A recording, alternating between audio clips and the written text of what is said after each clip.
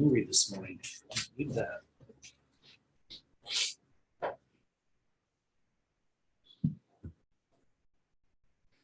In that house. Nifty that house. Nifty. That's a good name. Wichita. Nifty, yeah. Yeah, that's from there. Oh, really?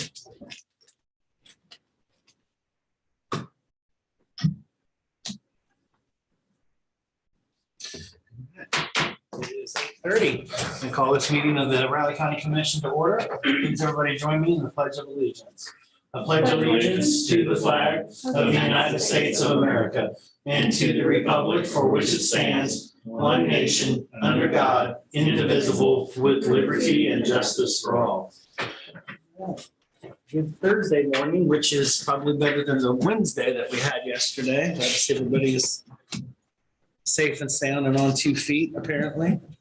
Glad to see we got power at the building this morning. Yeah, I was glad to see that. So what a wild Wednesday it was. Some Yeah. people were saying it was the apocalypse yesterday. I remember a few other times with weird weather like this, but not on December 15th. It's usually March 15th or April 15th instead. The warmest. So just be prepared for a blizzard on April 15th, and then that'll balance everything out. So, all right. So we'll start off with some public comment as usual. And I think I see Julie up there on Zoom. Do you have something for us this morning? I do, yes. Can you hear me? We can hear you. Okay. Commissioner Ford had asked me to give an update this morning, just with some changes that have been coming up with testing. We'll be seeing some changes, of course, with our hours in the next few weeks, but then some permanent changes this spring. Unfortunately, I don't have any updated numbers for you, as Renee was in Topeka yesterday, most of the day in meetings. And then we had some fun with the weather yesterday, late afternoon. So she did not get to the numbers, but she will get them out later today. I do know we've been seeing anywhere from 20 to 40 cases per day this week. So it's definitely back up, but we'll continue to fluctuate, I'm sure, through the winter and spring. I did just hear from Bob Koppel at Ascension Via Christi. They do have 9 COVID positive patients in the hospital right now, 5 in the ICU, and 3 of those are on vents currently. We continue to test anywhere from about 1,100 to 1,500 people per week. We're seeing quite a few out here that are symptomatic, but we also have the flu going around. So just keep that in mind. I did put out an email to all county staff yesterday to be on the lookout for the flu, but to go ahead and rule out COVID first. You can call our screening line to get tested for COVID. And then, of course, if it's negative, we suggest talking to your healthcare provider to get tested for the flu as a follow-up. As far as testing, we are still offering the free drive-up testing through collaboration with KDHE every weekday at the mall parking lot. This will continue through March. And we have requested they start offering rapid antigen tests and that they start testing on Saturdays as well, starting in January. So hopefully they're able to do that come January. They haven't given us a final okay on that, but I'm hopeful they'll be able to help us out with that. We are currently offering symptomatic rapid testing at the health department every weekday. Starting in January, we will only be offering that 3 days a week. And that is why we would like KDHE to help us out with that symptomatic testing. Next week, KDHE will be at the mall testing Monday through Friday. So their schedule has not changed for the holidays. We will only be offering testing Monday through Thursday next week for symptomatic individuals. So we're giving our contact tracers that Friday off. Of course, that's our holiday. So that will be the same for the following week as well. So just Monday through Thursday for symptomatic testing here at the health department. As far as vaccinations, we finished our last big Moderna booster clinic last Friday. We vaccinated a little over 300 people. We are now offering COVID vaccine by appointment only, so they can call the health department to schedule appointments. We will likely pair up a few times with USD 383 in the spring to offer the Pfizer vaccine to kids who still need it. And our health equity nurse, Cheyenne, will be planning more remote clinics to underserved areas in the spring. And then just a follow up on flu, we've been seeing more cases of the flu. I know I've talked to Dr. Dove at Pediatrics. She's been seeing more as far as of this last weekend. Lafine has seen quite a few cases of the flu. So we are encouraging people to get tested for COVID to rule that out and then follow up with their primary care provider to get tested for the flu. We are encouraging anyone who's sick with the flu to stay home and drink plenty of water and get some rest. don't come back to work or school until you're 24 hours fever-free, and that's without fever-reducing medication. And that's all I had. Any questions on that? Yeah, Julie, can you talk a little bit about what the rapid antigen tests include?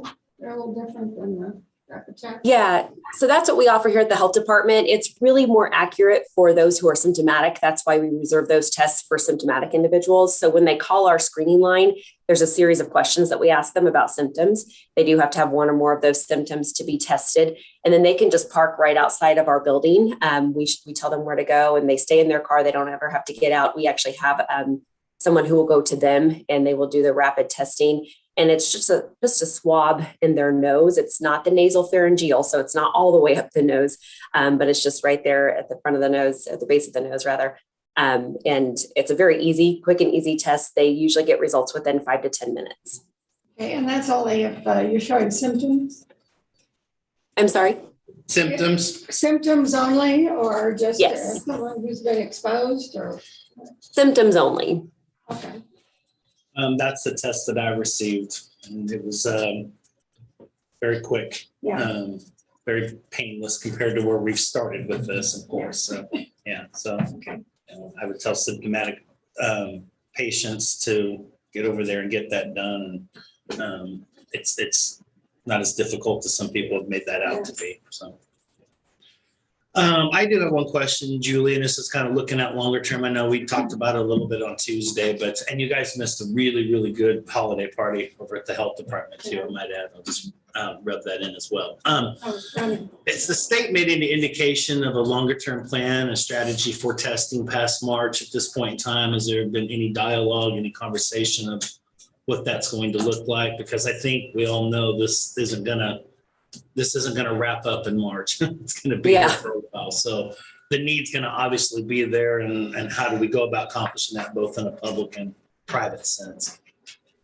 Yeah, so they've been hiring more epidemiologists and individuals who can do contact tracing so that they can help us region-based. So they're not designating somebody to each county, but they're basing it on the region. So we've already had some conversations with the individual who's been designated to our region. And right now we're still handling our contact tracing, but KDHE has said they can take on contact tracing at any time, but they're limited to 20 a day. So we're going to continue to hang on to our contact tracing for our county as long as we can. And as you know, we're dropping down to 3.5 FTEs as far as contact tracers in January, but we'll continue to do what we can. Right now it's manageable, especially with the schools. I know USD 383 has hired on a few more liaisons to help with the contact tracing. So it's been very manageable, and I predict that it will be the same this spring. So we'll continue on as long as we can, but come June, we'll probably turn everything over to the state at that point. Okay, sounds good. I appreciate that update this morning. Thank you. And we'll move, I don't see anybody else on Zoom, so move to chamber, and I think John's got something this morning. Good morning, commissioners. Just want to fill you in on some things that happened last night with the winds. We had two of the large overhead doors in the shop below come down, and I think exhaust vent on top.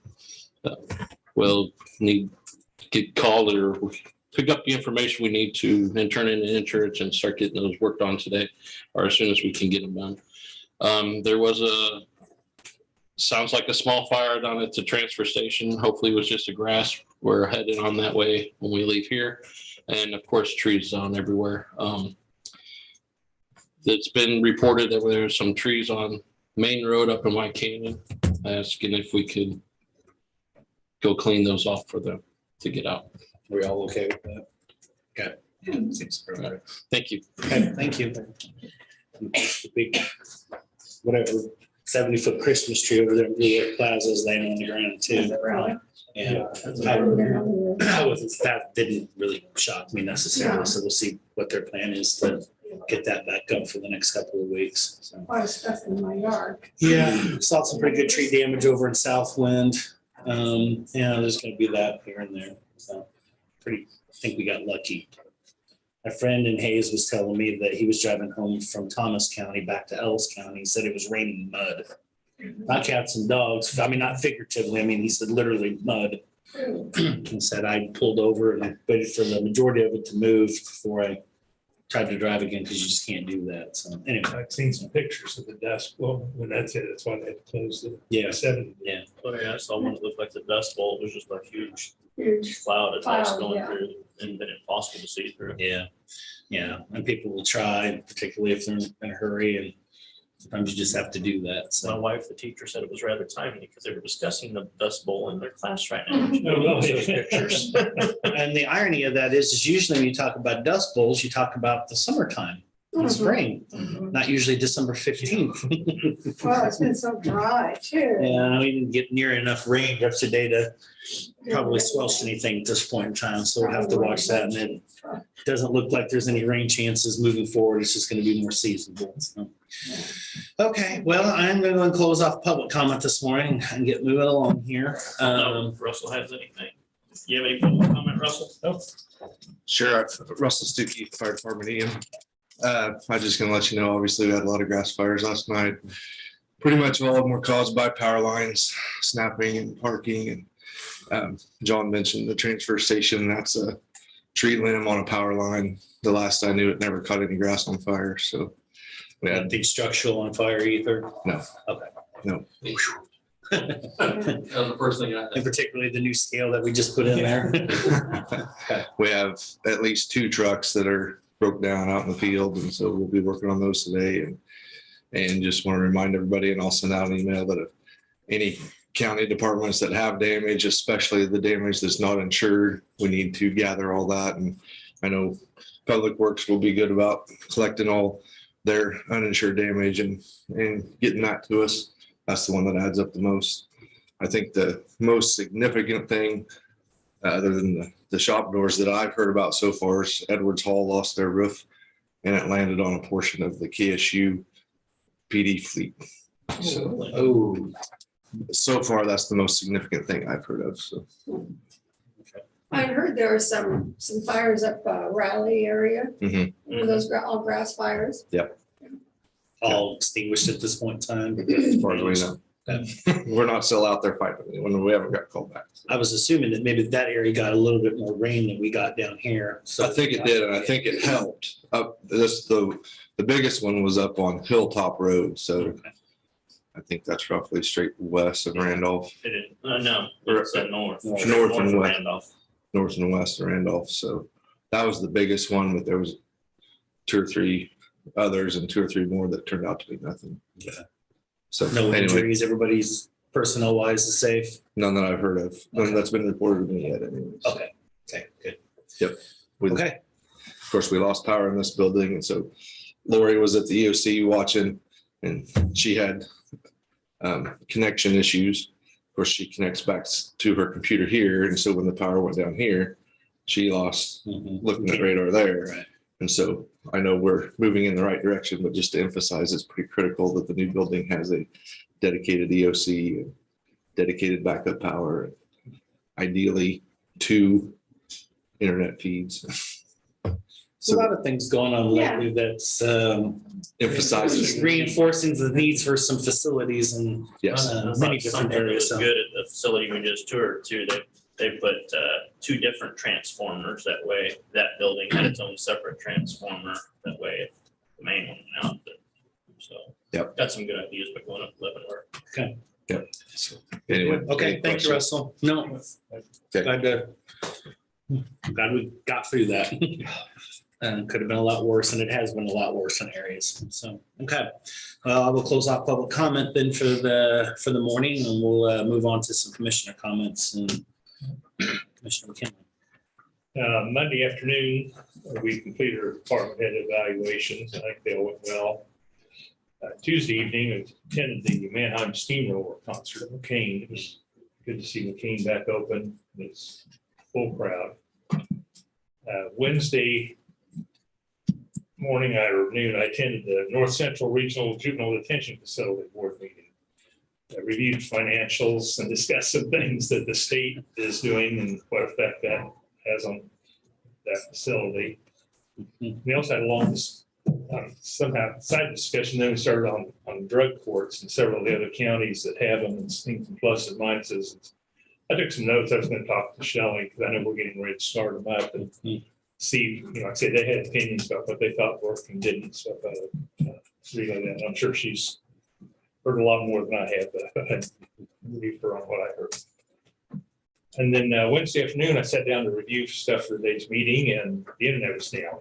And then the sirens started going off, and the storms hit and lost power.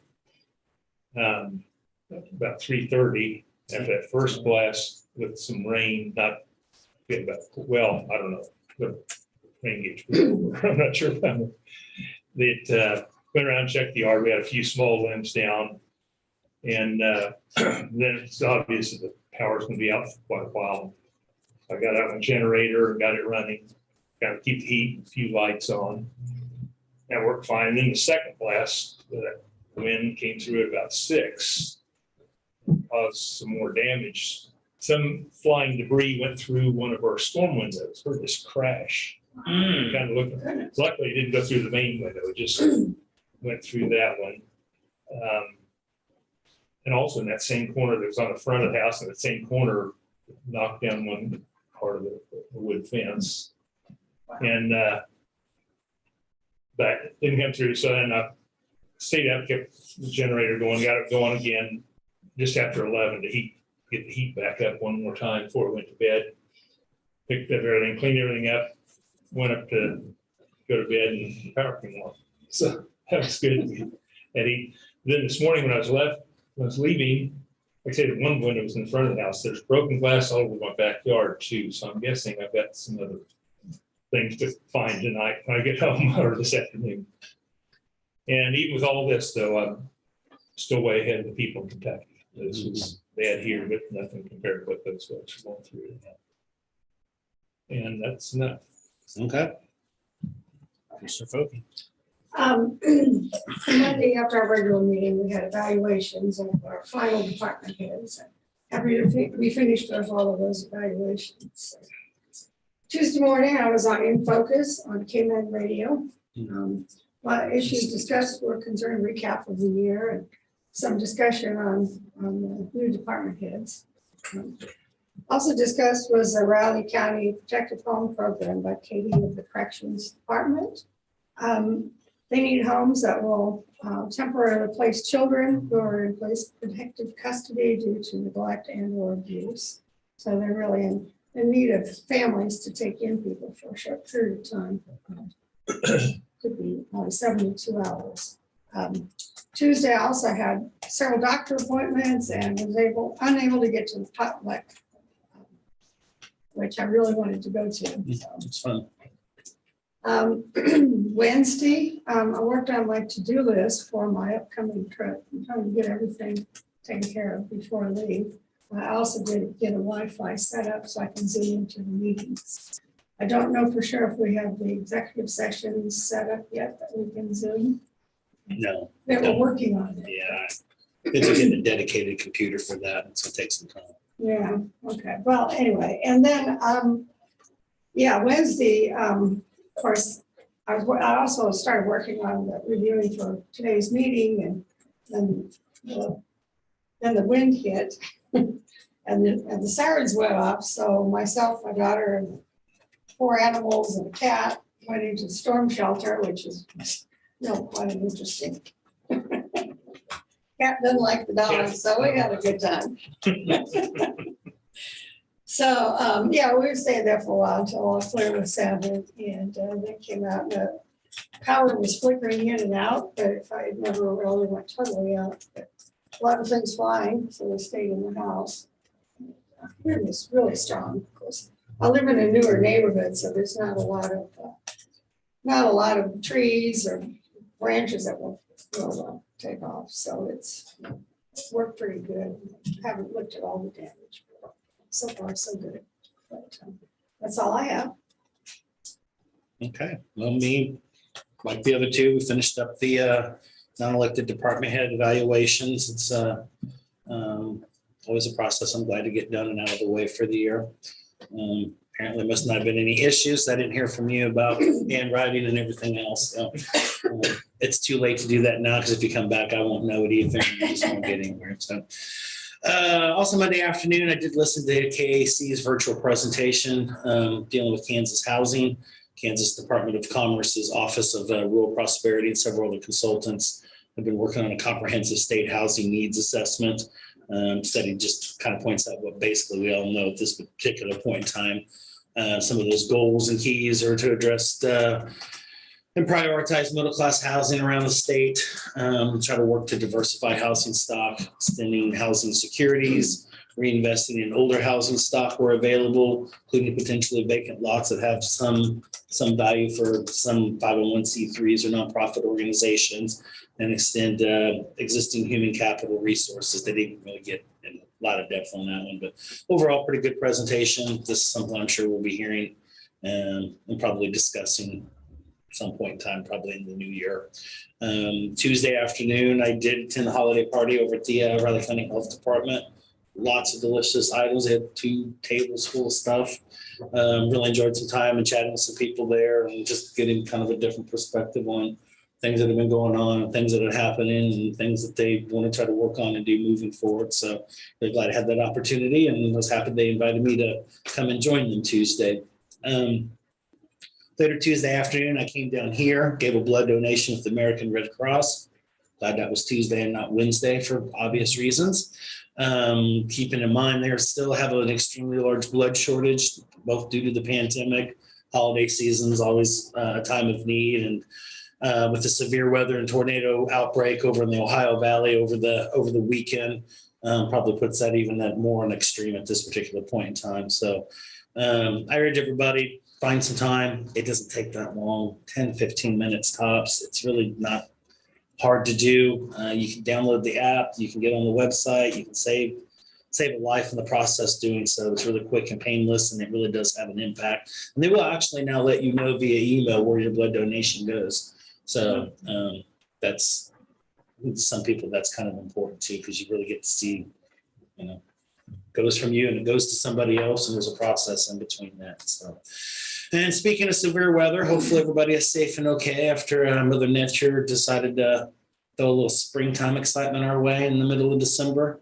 Looks like the damage from everything's pretty minimal at this point in time, at least as we're assessing that this morning. And I'm particularly hopeful that our friends out west are safe and doing well today. They took the blunt of it, particularly in grass fires that, to my knowledge, as of this morning, there's several of them that are still going. So wish for the best out there for everybody as well. And that is all I've got this morning. So we can jump right into some business. First item of business, is retail dealers 2022 cereal malt beverage license for Richard Brett, Rich Farm, 1000 South Scenic Drive, Manhattan, Kansas.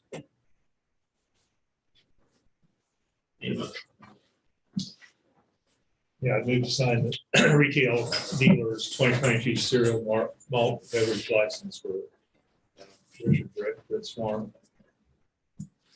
I would second that.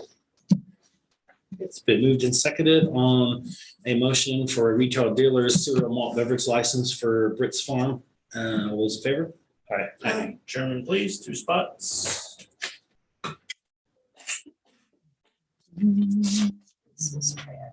Yeah, and all that stuff was in the air yesterday. Yeah. Smoke and all Oh, that smoke was awful. I guess And it it was came from everywhere Russell. Here all the way to my place. Yeah, that's what I said. Is it I even Russell? saw, we didn't have any power, so I went out with a headlamp last night. You could see ash going through the air from my plant. Mhm. Yeah. And the moon was brown. that. It came up and it's like awful. There must have been quite a fire out there. They had 3 separate fires. Right. Same They sure area. blew in quick too. So. Next, I need a motion on cell phone amounts for Evan McMillan. I would make a motion to approve the cell phone allowance for them. I'll second. It's been moved and seconded on action on a portable communication device allowance for Evan McMillan. All those in favor? Chairman, please. One Sam. One Harry. One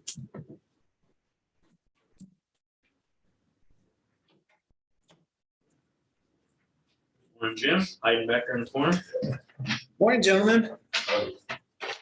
Well, like you guys had a pretty eventful day over at the station.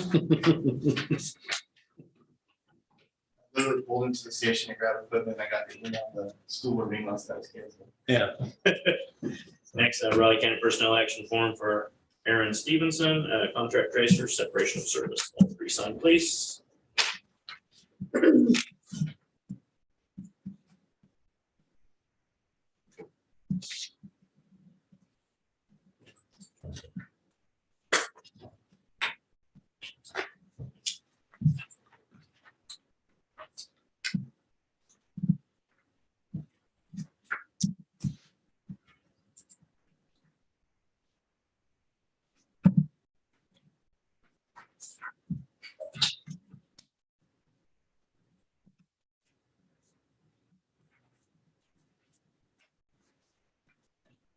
Thanks, Elizabeth. Thank you, Commissioner. Thank you. Next, I need a motion for accounts payable and payroll. Move to approve accounts payable and payroll. And second that? It's been moved and seconded on a motion to approve accounts and payroll payables. All those in favor? All three signed, please. Excuse me.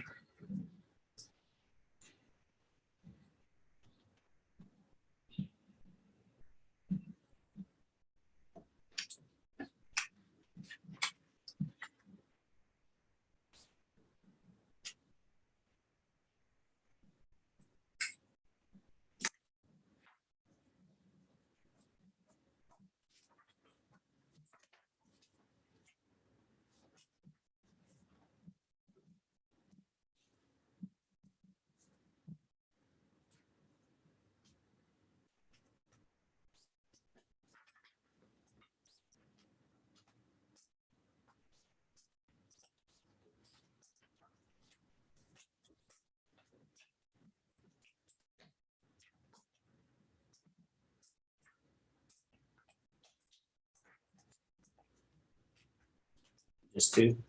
Yes. I'm ready for the minutes. The board is. I got minutes up and ready to go. Okay, let's start with page 1. Page 2. Page 3. Page 4. Page 5. Page 6. Page 7. Page 8. Page 9. Page 10. And lastly, page 11. I would approve the minutes of the December 13th, 2021 meeting as presented. I'll second. It's been moved and seconded on a motion to approve the board meeting minutes from the December, where are we on? 13th, yeah. It says 12, 13, and 21. I guess there's not a 13th month. That shows you where I'm at. Okay. All those in favor of that motion? Aye. How the tentative agendas look, commissioners? I was just curious, which meetings are you going to start Zooming? Are you starting Monday? or- Monday, yes. Okay. Just so I can kind of pay attention. Okay. Well, I don't have anything to add, nothing for a press conference. Nothing for press conference, commissioners. Okay, next commissioners, you have Jim Danette at 9 o'clock. All right.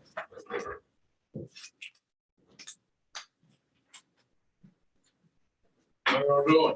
We're doing good. How are you? Jim, how you doing? Well, a little damage last night, but Oh, We're- not good. we lost roofs on 2 modulars, Oh, some other minor damage. but Thank you. Insurance is already blazing away. Good thing was the time of day, we didn't have hardly anybody left on campus. The crew, the staff we did have, they jumped in and went to work. So, The 2 modules were the dentist. no, No. that had just a few shingles off. The modulars we got from Fort Riley, Oh, that the city helped us with. So, thanks for. Give us just a second here. We'll wait till 9 o'clock if you don't mind, please. That's close. 1 minute. We're good.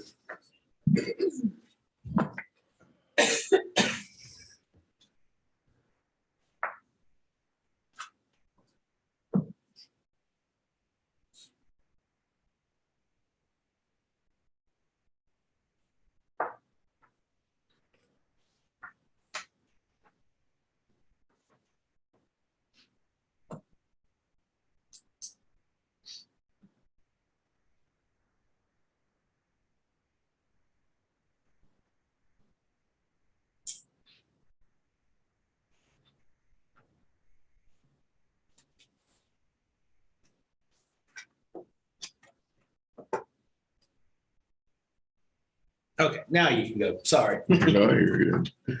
We had the same thing with our meetings. Thanks for some of your time. It's been good to have the three of you out on campus. Rich, we need to get you out there. Been there a couple times. Lately? My wife was a graduate years ago. It's That changed. campus. Yeah. What I gave you is a copy of our first ever annual report. A lot of it is what we discussed when you visited campus. But if you open it up and if you look in the middle column, you'll see on the left side about our impact in the region, which I really want to stress. Our annual budget's about $7 million, but our annual economic impact is close to 20 million. More importantly, according to KBOR data, the state region's data, over 75% of our graduates stay in the region. So we're feeding a lot of essential occupations through nursing, information networking tech, automotive tech, welding, and all of our other programs, a lot of with nursing and healthcare. You see, we got some pretty good rankings on the right side of that middle column. National rankings are always good, or regional rankings if you're on the top. If you're not on the top, you don't talk about it. So. On the left side, on the far left column at the top, you'll see about student success. And the cool thing is we had about over 300 students earn almost 1,000 credentials. That's nursing licenses, that's industry recognized credentials like an automotive tech, welding, et cetera. All of our welding students, besides the normal academic credentials they can get, they also test for Lincoln Electric industry credentials. We're adding that with a new program we'll start next fall in industrial engineering technology. They'll be sitting for credentials on control systems sponsored by Festo, who's a global leader in control systems. So we make a pretty good impact for this region. As you know, none of the tech colleges in the state have taxing authority. We're all VOTECs that drifted over into higher ed. And I don't want taxing authority, at least not now. It's not a good climate. But You know what we know. Yeah. But we do have a significant impact on the region. So again, keep us in mind if there are ways we can partner on things, especially with our facilities with big equipment needs. As we've discussed, we are working with USD 383 and other districts. What can we do to expand? Because the school populations in the region are growing. We have a unique way to control our own workforce development for economic development in this part of the state. We are working on a career academy concept with Manhattan School District. We've opened our first off-campus center in Wamego at the old Blue Stem Electric Company. So we're working with Rock Creek, Wamego, and the other Pot County schools. We've been growing on enrollment. The only segment of higher ed in the state that's really been growing the last several years is tech ed. Our growth, even through the pandemic, we've averaged 6.2% growth per year for the last 5 years. So I need help with access and capacity. The other thing on capital outlay is I don't need Taj Mahal buildings. I need functional buildings, although I need roofs that stay on. We all do. Yeah. So from time to time, I'd like to give you updates as we work on those plans. We're doing the same thing with the city because it's going to take a partnership with many of us to make it happen, but it is possible. But again, our track record shows we can grab a lot of these high school kids, other people in the area, and keep them here with good jobs. The other thing I'd point out is we took over the adult ed program from the school district 3 years ago. We've had 100 people earn their GED with us. About 33% of those students stay in this region working with us and becoming more educated, more employable. All these things are an investment that we have a pretty fast return on with that investment. So again, keep us in mind, especially if there's ways we can look at grants, partnerships, and other things to expand our ability to help the area. Harry Watt, as you know, is helping me with a lot of things in the community. If you haven't, Rich, like I said, you might come out sometime soon and see us. anytime any of you want to come by, if we can host a meeting for any reason, let us know. I'd be glad to answer any questions or listen to any comments you want to give me. Yeah, the one thing I didn't get from you was, the costs and if you have scholarships available or how you handle that for your students. Right. We have our own foundation. We also work with the Greater Manhattan Community Foundation. Most of our fundraising goes through them because they can manage things much better than we can. So we do have scholarships available through both of those entities. We get some private scholarships through the college from other entities. We've also implemented the new state plan, the Promise Act Scholarship, which targets certain occupational programs and is a last dollar in approach to keep students from having to take out loans. So we are piloting that with all the other two-year colleges in the state. About 66% of our students are eligible for Pell Grants, so they do have the income need. With the pandemic and the stimulus funds that have gone to higher education, we've awarded over $1 million in pandemic stimulus aid, if you will, to our students. We also, you might have seen in the paper a few months ago, we wrote off a debt of about 130 of our students because that was one of the allowable things we could use those funds for. And that gives those students another chance at going on to higher ed. Thank you.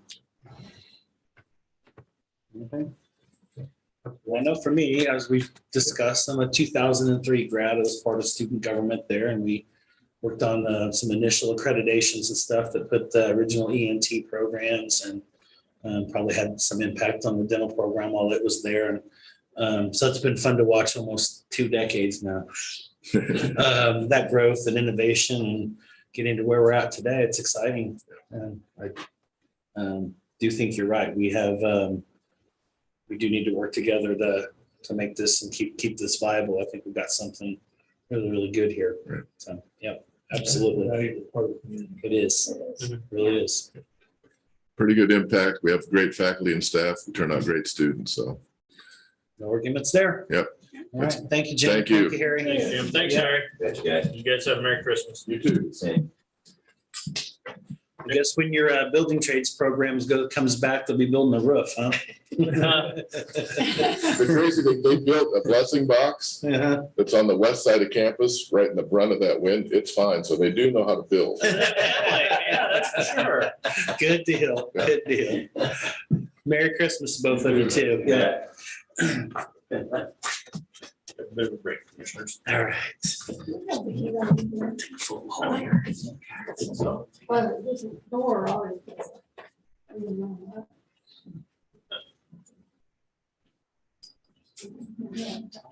Yeah. What do you think, Sam?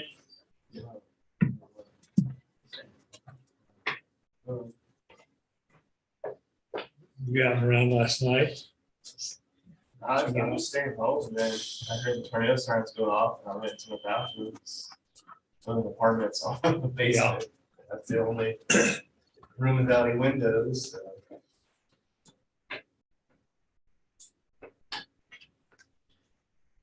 Yeah, I guess I went to go to the station to grab equipment. They're like, oh, meeting's canceled. But I stuck around and contacted Russell. Put stuff out on Facebook. They're getting from emergency management, RCPD. My granddaughter had a band concert last night. Eisenhower.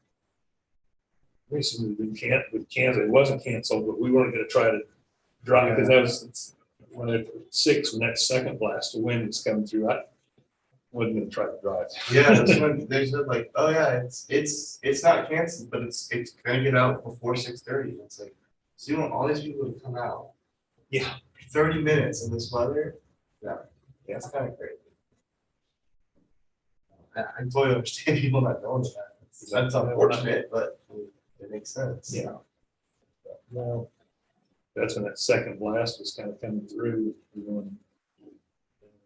Dust, the smoke. Oh, yeah, or smoke even in the house, just. Yeah, I could smell the smoke in the station the whole time I was there. It was a bit nauseating. Yeah.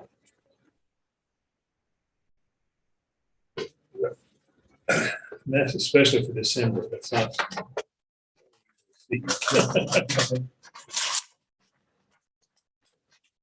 The sports guys were essentially, Yeah, doing both. I was listening. they were essentially, yeah, in the studio for a majority of this, they didn't even see or hear anything. Then we were just saying all that happened. And Mitch just goes, Jesus, Armageddon happened in that sun. It might as well be. Sun's blotted out, the smoke. And my power kept going out, it kept flickering, flicker, then go out completely, and then come back on. My internet's still messed up, so. Yeah, our internet, it's still. But power, I assume, Riley went out at 3:30. I assumed it'd be done for the night. Came on late. I was figuring, I already kind of laying out stuff. Okay, how am I gonna get all this done in the morning in the dark? One thing's gonna happen, I'm not gonna try to shave in the dark. I'm not gonna, I'll just, I wear a mask, so it didn't show. The only thing I have right now is I don't have any hot water at home. Look me up. I got the station. I had to go a little heavy on the Axe spray this morning. You know, the station at around 9, I went to Hipaa to grab dinner and they were closed. Mhm. Just had someone wrote on the computer, so we are closed. Don't know, but it was funny because I went and got pizza and I was trying to back home, like, oh, no, my power's back on. You put this. It was. Somebody had they probably use it for tailgating or something, a propane base thing set up on their stove and they were cooking. So people get creative in these environments. Yeah, I was gonna stay in town and work, and wife said didn't have no power at home either, so I grabbed a cooked pizza. And took it home and we ate by candlelight. She probably thought that was rather romantic, probably. Huh? Yeah, she was busy working, she had candles and she had a couple battery powered lanterns, like, she was in the living room just wrapping presents, so she was. Guess you guys have been married long enough, that doesn't apply anymore. We're alone together every day now, being empty nesters, but no, we appreciate our time together. Still. Well, speaking of, you have power now?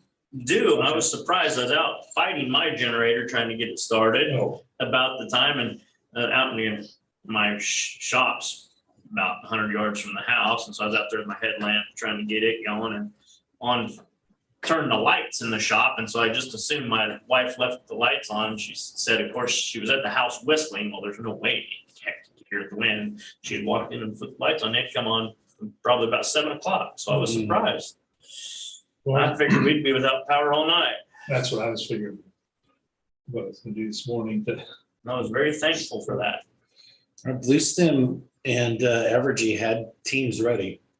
They had some kind of a strategy in place, figuring that was going to happen. So Oh yeah, I saw a line of about 6 trucks turn off Casement Road Yep. right when I was coming. They usually back in on that little parking lot there, just off the linear trail right there on the north side of those buildings there. And they usually line up over there. Thank goodness for those guys. Appreciate their work. I know several that work for them. Remember, MATC's got a good linesman program too, so we Yeah. keep some of those That's people a here heck- too. Heck of a good career. 2 years ago, I bought a generator. I kept thinking, I need to set that thing up and make sure it's ready to go. I need to get mine And worked never on. do it, never did. And so then I had to go in, there was still some legs and things hooked to it. Never, it took a few pulls. It was the first time it ever, so, but it, Mine I finally actually, got it going. mine It worked both great. electric and pull, and the battery or something wasn't charged on it, of course, because I didn't plan on it getting that bad yesterday. And so I was doing the pull version and it wasn't firing. And so I'll take it in this weekend to get looked at. I'm sure the carburetor might be gummed up from oil fuel, because I bought it when I had the big ice storm here. Oh, And boy, it saved us then. It was nice. this one, I was at an auction actually, something else, and this generator, they were little ones, and it was in the box. That'd never be, never been started.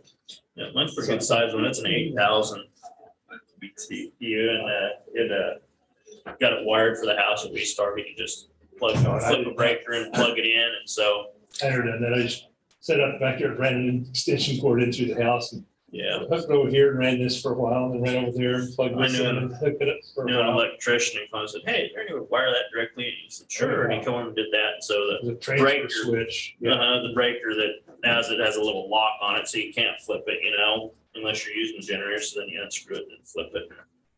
Got power to the things that Disconnect, you have to feed into the house. They said that's We didn't really probably lose any power at all or have it flicker until that second wave came in after the first storm. And it started flickering a few times. So I shut the computer down and made sure all like important electronics were offline. So, they didn't, it's when they usually blow a hard drive. And aside of that, I think it might have kicked the light off or something on the pilot light because water was ice cold this morning. No, we're not going to do that. So hopefully that gets fixed. our road had all kind of the limbs down on it. Usually I'm the one that removes them all, but someone beat me down this morning, moved the majority. I might have to get out and move a couple. But our yard, I'm sure from that, it was dark out this morning when I left, but when I went to feed animals, I was stepping around all kinds of good sized limbs. Looked like once all the cloud cover and everything moved out, the smoke must have went with it because it didn't appear hazy this morning. No, and you couldn't smell it. But boy, No. last night from I could all the way see it. I could see the ash. I could smell it. Yeah, I could It was- believe the ash when I had that headlamp. on. I You could actually smell was seeing that earlier in the afternoon around 2:30. It was looking pretty hazy out too. And I thought, must be odd. It's what worried me. I'm like, there's got to be a fire somewhere. And then I was following where the wind had gone. I said, well, it couldn't be here. It'd have to be someplace behind us to blow in. But yeah. Really, Ellis had to be evacuated. Yeah. Yeah. amazing about it. Edwards Hall, hadn't heard that. I saw, still daylight, there was a huge, big tree on Bluemont on the north side that was completely uprooted. This one come in, they said 600 block of Houston and some block of Raton were closed. There's some trees. At noon, I had gone down Humboldt, just farther down towards the park, and there was a big redbud limb that had already broken and landed right in the middle of someone's hood. And it had crunched it. It was a big redbud limb.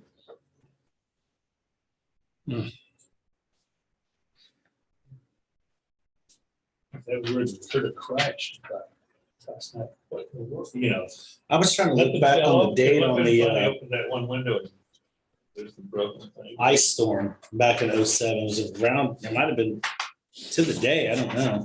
It's about this time that year, 14 years ago. I did a whole lot more damage. Oh, yeah, I lost a Oh, bunch of yeah. trees then. And, I had to chainsaw myself out our road. I could get up the driveway. Yeah. I got out that morning and drove around and it was pretty bad. So like 1 or 2 times I remember seeing the complete downtown without lights and power. Even Walmart over here, their generator wouldn't even keep up with that. And that was that storm and then the tornado in 08. That ice storm was so bad because I always had this same role contacting the commissioners and starting a calling tree. And I was up at 5 o'clock that morning and my road was blocked, my lane out. And so I had to go out through my wheat field. I had my own 4-wheel drive and just plowed through my wheat field to get out, get up on the hills, like call department heads and commissioners. That was quite a storm. Good majority of the rural county without power for almost 2 weeks in some places. Yeah, we weren't, it's funny, That wasn't just concentrated in one area. I mean, that was the entire region. I think we were 10 days at our house. we were out for 3 or 4 days, and when ours came on, my son who lived in town, his went out, he had it initially, and then they went out and they were out for a week. I had several friends and family come over and take showers and get cleaned up because for a couple of days, like I was the only one they knew that had power. And that was another one of those scenarios where the power just kind of flickered and I think it turned off for like 2 minutes or something and popped back on over my place over in the Northview area. My son and I stayed at our place the whole time. We'd stop off with friends and get showered, and the wife and daughters went to friends and stayed, after like 2 or 3 days. Yeah. Somebody was saying, if power went out here for 2 weeks, it'd be a lot more damaging because, in 07, it stayed cold pretty much that following week. So if you had stuff in the fridge and the freezer, you could just stick it outside. Here, if you stick it outside, it'll thaw out in 2 minutes because it was more like summer than it was balmy instead of cold. And I stayed home to keep the fires going, because I got, we heat the whole house with Yeah. wood anyway, so we can keep plenty warm. That's not a problem. The first couple of days, the wife cooked on our wood burning stove downstairs. It actually sticks out and it has a flat surface. So the kids kind of thought it was neat and had a fun experience for the first couple of days. Anyway. I have a gas stove, so I figured if all else fails, and there's no electric, I could just light that by hand and you got heat. So that works out okay, but.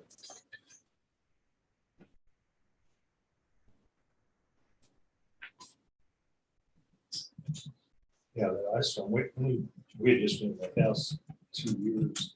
When we bought it, there was this huge tree out in front, had lost a whole bunch, it was an old cotton, but lost, the only big limb it had left was right over the front, right over, actually our bedroom. So we had it cut down. And then that next winter, laying there that night hearing, I mean, you could just hear all the trees crashing. Oh, yeah. Sure glad we got that. People said, oh, why you want to cut down that big tree? Because it's right over the house. And I thought, Yeah. that was the I right drove move. down, what street was it? Houston? I think it was Houston Street or Colorado, one of those two down here. And they hadn't, Westar at the time hadn't really did any tree trimming and stuff around that. There was places we had to stop, go back up to the north, come back to the south, and power lines were laying down, and it was a mess, just a mess. Cars, of course, were still parked on the street, so they took the brunt of that too.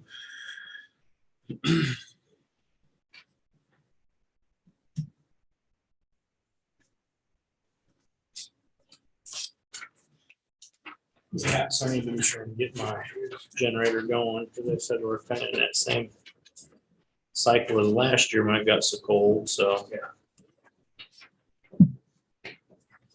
See, yeah, I know you get those transfer switches, so all we do is quick. It's nice. Yeah, I had never, like I said, I hadn't even started, so I was out there. Actually, what I did, turn the car on, left it running.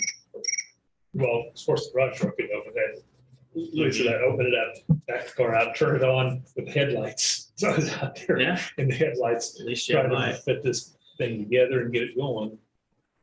But like I said, I'd always known, I'd see that sitting there, I need to get that out and get it set up so it'll be ready to go someday, but never did. Yeah. But at least it wasn't those 10-degree days when you're usually out there trying to get it going. Like last time, that's for sure. They were selling those things like hotcakes that year. Yeah. When that storm came through. Oh, yeah, you could get up. I left work early one day to go to Home Depot to get it. They still had the big ones left. There was lines to get them.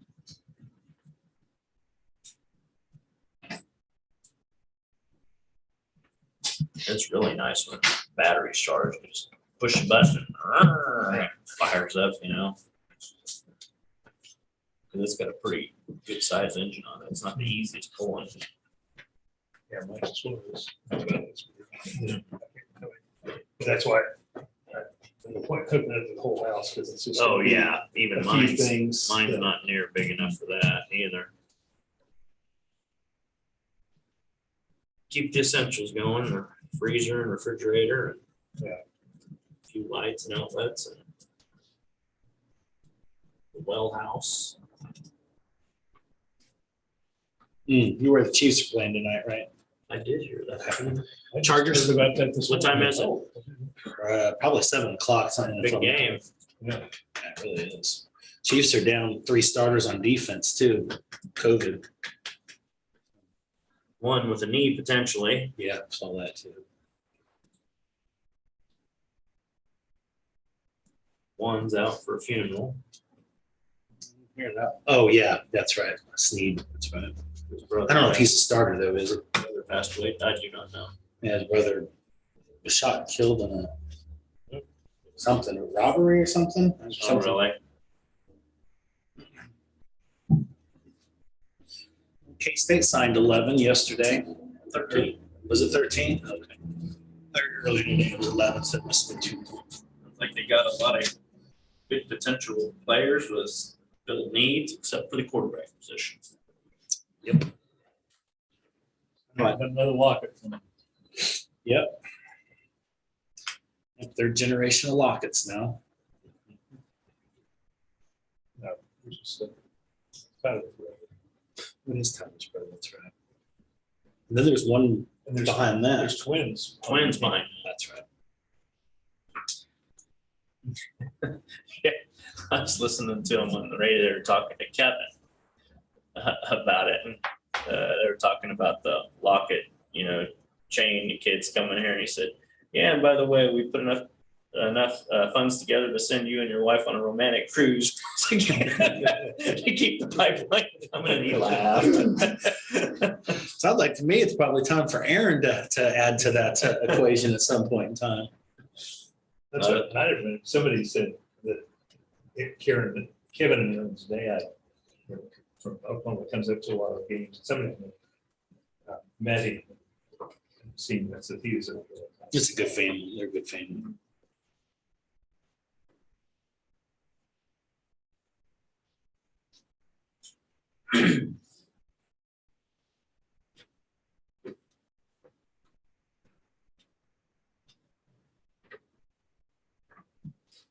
Tyler is also the Seahawks representative for the NFL's Man of the Year award.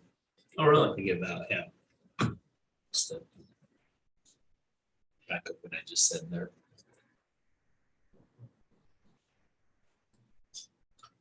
I was looking at recruiting class rankings. We're still like 8th or 9th in the Big 12. Yeah, but just like Snyder, it didn't really ever matter as long as you It's got the the pieces right that you ones. needed, Yeah, you have to get the right ones. And we're never going to get the 4 and 5 star guys. We got to have a coach that can build them. It feels like we're just not building them in the right area or something. I don't know. Transfer portal just has wrecked everything. That it has. That it has. Yeah, if you're not playing your first year, you're gonna go Yeah. find somewhere else. So, I mean, when you're a team like K-State that has to go that route, That makes you it don't tough. build any Invested confidence. all that the first year or two, and then they leave you. Right. And then you're forced to go back to, Because about the time it usually pays off for most of them is the third year. Yeah. Yeah. particularly at skill positions and, so. Junior college ranks aren't that viable, step in as they usually are. And that's because most schools, once again, they pull the best of the talent there, so it's not a resource for a smaller school like K-State anymore. It's just the balance of how to put those things together have changed. You almost gonna have to start looking at like an NFL team. You really are. Yep. With the name and likeness thing, I mean, I don't necessarily have a problem with it, but basically all yeah, I mean, you got to actually be maybe like on campus, actually signed and actually enrolled in school. And, there needs to be some limitations there. That's what the school's interaction is in that scenario for sure, because school could write a $10,000 check or something. Not every school can afford to do that. Where's the fairness? I think the quarterback's going to make a decision next couple of days, I think. Now, apparently he was out in California or something. Talking about the kid from Nebraska. Yeah. He went to Cal, but while he was there, he was dressed in K-State gear. Apparently, they caught a couple photographs or something of him. So, But they said he was also in Aggieville the night there was the shooting. Cool.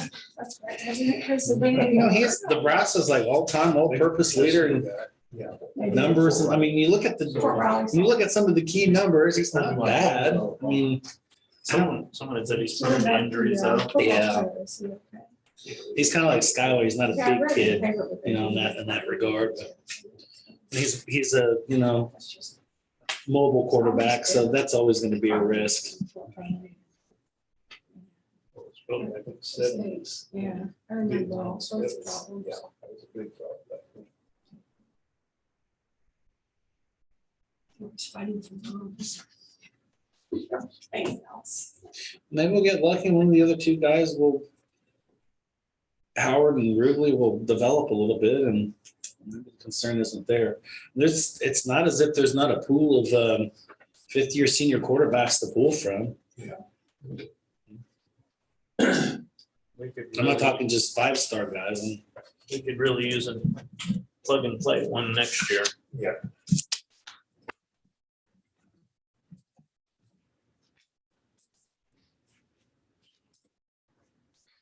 the Jaguars fired Urban Meyer last night. Heard that. Saw that one coming. I thought they'd wait till the end of the year at least, but I guess you get accused of actually kicking a player. Guess you kind of don't have a choice at that point. He's had a couple of times he stubbed his toe this past few months. Mhm.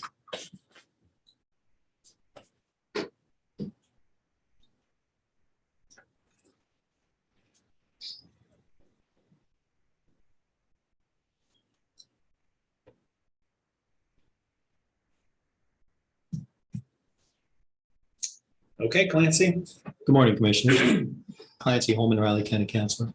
The first item that I've got today before you is an application for Jeff Adams to contract with Riley County for indigent defense services.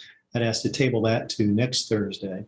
There's going to be some sort of proposal from the group of attorneys who are currently serving on the panel to address how they prefer that the contract be administered, not administered, how the contract be written to account for somehow to account for the number of attorneys on the panel.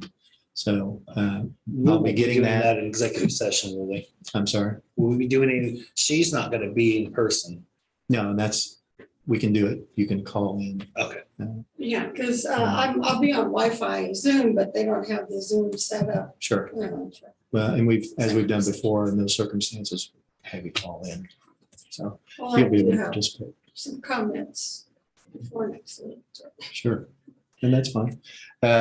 Again, it's just I don't think it's realistic to table it to Monday because there's going to be a version of whatever this proposal is probably circulating between us, the courts, and attorneys currently on the panel. So I think next Thursday is more realistic.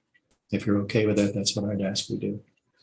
Should we expect that the grand jury will have to convene in this process somewhere along the way too, or Not unless that was sarcasm, by the unless I way? get charged with an offense of some kind.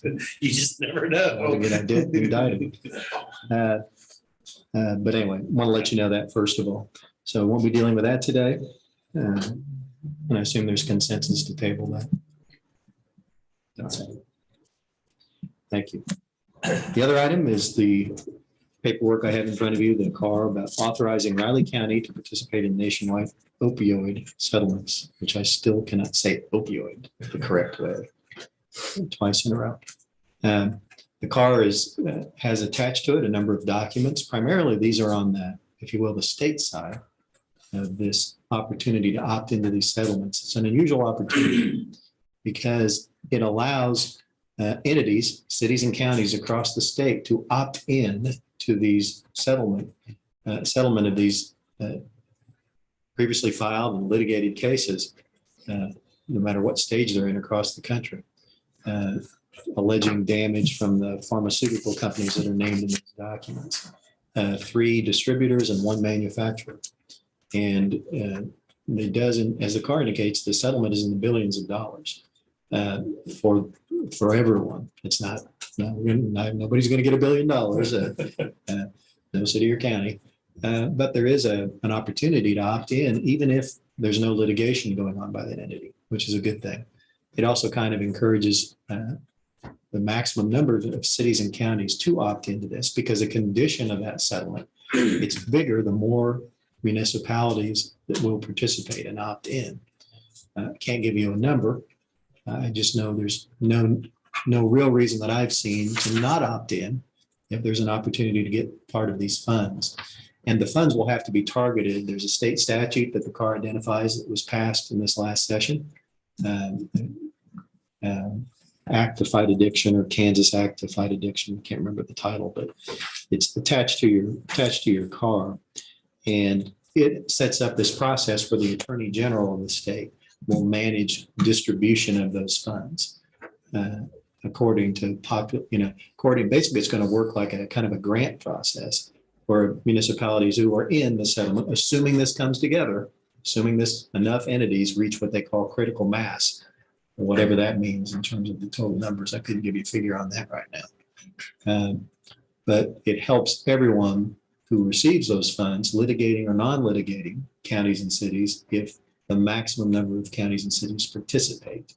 Now, the price for that, if you will, from the county is you assign away all claims. That means any claim we might have that we have right now for damage to the entity due to opioid addictions, expenses for just about anything you could identify for treatment, that kind of thing.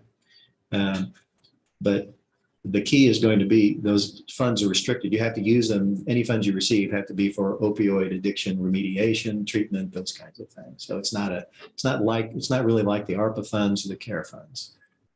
That's the real distinction. It's very tied to very, very specific uses, and it can't be used for anything else. But the documents you have today primarily for your review. Again, I wanted to give you the Attorney General's description of how this process works, which is your attachment A. Your attachment B is the Kansas Fights Addiction Act, which talks about the specifics, which gives the Attorney General the authority to, in effect, manage this on the side of all the counties and cities. And that memorandum of understanding that you've got before you, you won't be signing it. The two documents you'll be signing are a release of claims and an assignment. A resolution approving that MOU, and a separate document that does assign your claims to the Attorney General. And again, we have no pending litigation. We have no contemplated litigation on this subject. So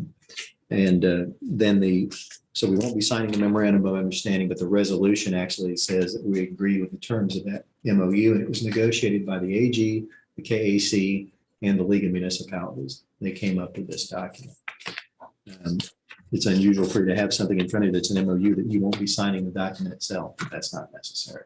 It's just those two documents that Rich will be passing out to you for your review, for your signature, which are basically the assignment of claims and a resolution approving a release document, which says you're giving away those claims to the Attorney General, and a resolution which approves the terms of that MOU, which sets out the details on how the AG is going to be involved in this. And then there's the final couple of documents, or what I've described in the CARS text is basically federal forms. These are the actual documents that the National Settlement Administrator, not a state official, and working on that multi-district litigation that generated these funds. Those are forms that I will, with your approval today, in terms of the motions that are available to you, I will be submitting those on your behalf. You may recall a couple weeks back, I asked for your authorization to be the person that signs off on documents. This is those two documents. I thought we'd approved all this. Well, A piece of it. you did. Okay. You did an important part because that allowed me to register so you would get all the other paperwork. Okay. And the settlements are, you think I give you things that are paper heavy. These are thick documents, but bottom line is I see no reason not to go ahead and opt in. And that's why I made the recommendation I did in the car. I'd be glad to try and answer any questions that you have at this point. I think it's a pretty standard front forward process at this point in time. So I know what that means. Yeah, I was just wondering what possible litigation could come to the county. Well, it could be anything, as I said. We could be suing one of these same defendants, one of these same four defendants, presumably if we determined that we were having unusual jail costs, for example, related to the pharmaceutical supply chain. We'd have to tie it to that. It wouldn't be enough to say, oh, this had something to do with opioid, but something that we would have to then go in and prove to either a judge or a jury that the reason we incurred those specific expenses was because they should not have made this particular drug available in the manner in which they did. Part of the settlement, just to touch on this, is actually it changes the way those firms are going to do business in the future. It has some parameters on what they can and cannot do in the future. It's pretty unusual stuff. But that's the kind of litigation. If we were saying from that, or I don't know what else we might come up with, or just use your imagination in terms of. But we did have expense, if we did right to do it wrong, there'd be a lot of expenses involved in trying to do all that. Well, there would be conceivably, because we'd have the litigation costs, and then we'd also have to either settle or win. I mean, it's not a done deal simply if we created a cause of action that was legitimate and and proceeded, you have to either win or convince the other side you're going to win, and therefore you settle. So, In this particular case too, if you turn it over to the Attorney General, he's already basically earned one settlement. So if he litigates another case like this, there's Yeah. a larger case precedent if it has to go to appeals court or above. you get the benefit of the experience of being involved in that litigation from the beginning. So There's also, and I thought, again, didn't have power, I was trying to read this on my phone. good luck. Yeah, Yeah. but it said there's a limit on the attorney's fees on this thing. There is in one fund that's generated and not in another. Oh, which okay, because it's at 10%, which I thought, wow. but- there's on one of those, it actually allows litigating entities to recover a part of their litigation costs. Oh. But we're not in that category. We're part of the non-litigating group. And in the end, this is all going to be determined by the number of cities and counties in Kansas who actually do what you're doing today before January 1. If you do it after, it doesn't do you any good to do it after January 1. So that's the timeline. That's what's driving the process to get it done. And that's what Casey's been cheerleading for people to get these, both register and get these documents on file as soon as possible. I put on there also, just in timing wise, I've had a communication with the assistant AG, Mr. Tedder, and he's been very helpful in terms of the processing of this stuff. So I may, part of the documents you'll see indicate those two final federal forms of actually opting into the settlement administrator. I may do those before Monday. I put the date of next Monday on there just because to give myself some time in case it was necessary, but I think these may be ready to go before then. And might actually get them. I might actually just go in and recreate those final two federal form documents you've got in your packet, plug in a different, same information except for the date of filing, and then file the whole thing at the same time. Because it was kind of a late breaking development within the last week to 10 days.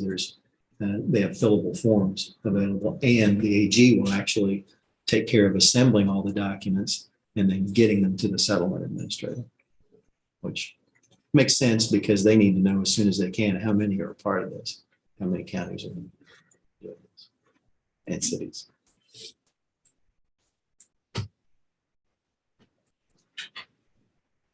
Unless you have questions, I've just asked for a motion. One of those I've got there for you. Get it done. Just up at the top.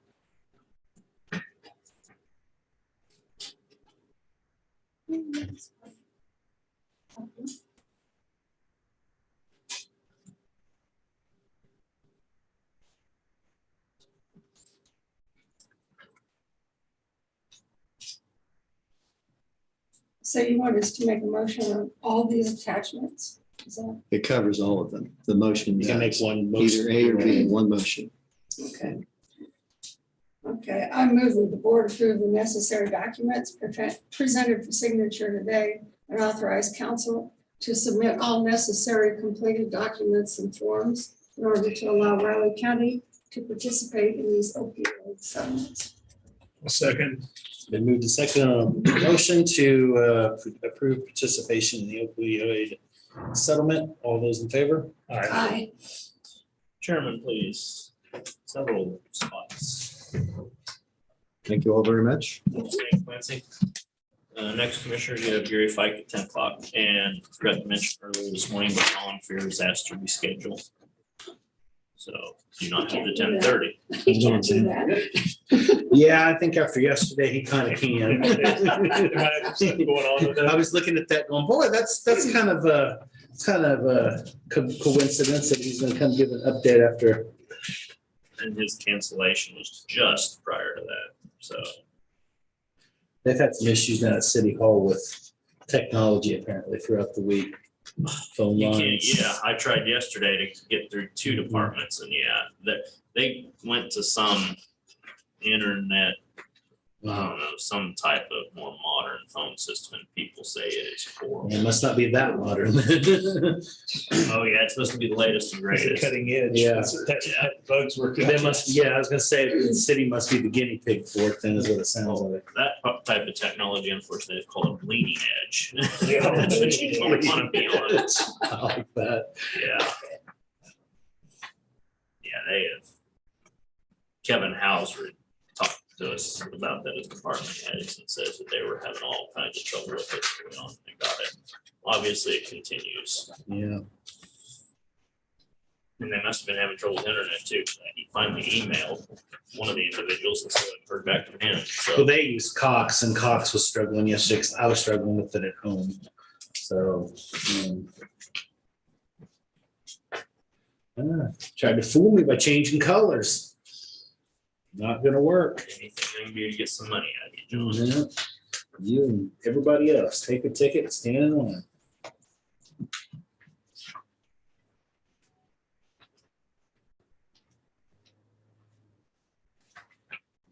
I think I got it. I'll soon find out. You. No, no, no. Of course not.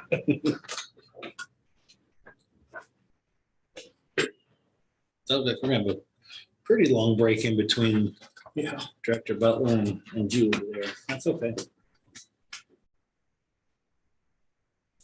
I'm trying to think, we're pretty much done with most of our end of the year stuff, aren't we? Board. Mm-hmm. We've got to work through the challenges with this engine to pay. Yeah. Outside of that, feeling pretty good. I don't know how you can sign a contract, back out on, try to make recommendations after the fact. I don't understand that.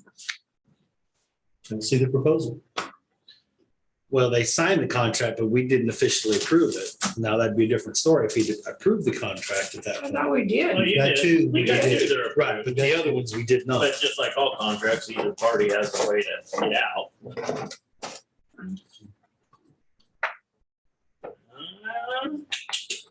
Did I miss one? So far, Yeah, we're still only on one hand this year. That's all right. I got to keep you on your toes too, you know.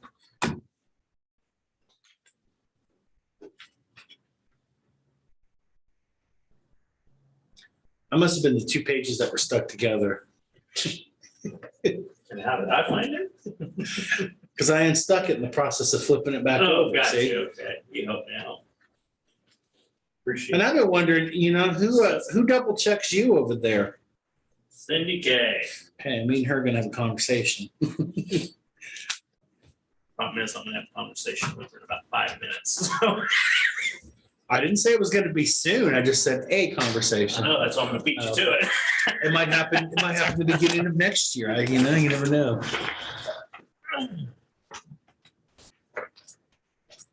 Yeah, it gets hard to get all those tabs. They're easy to miss. Well, it's not the tabs, it's when you're signing up at the top and it's all connected Yeah, I know. together. And Those paper clips get in the way and you can't see stuff. We'll let you get by with that excuse, I guess. I think you have a whole bunch of previous commissioners you need to collect from first. I don't think I'm, Definitely that one. I don't think I'm the problem here. I'll be back.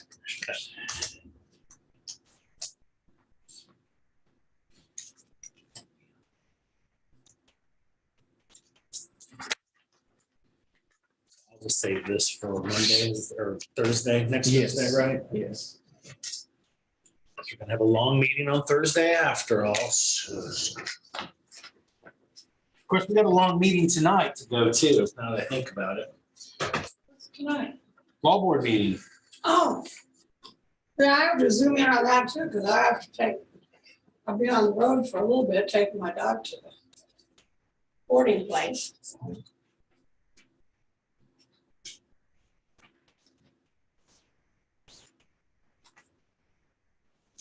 I don't know why we can't do everything in Monday's meeting.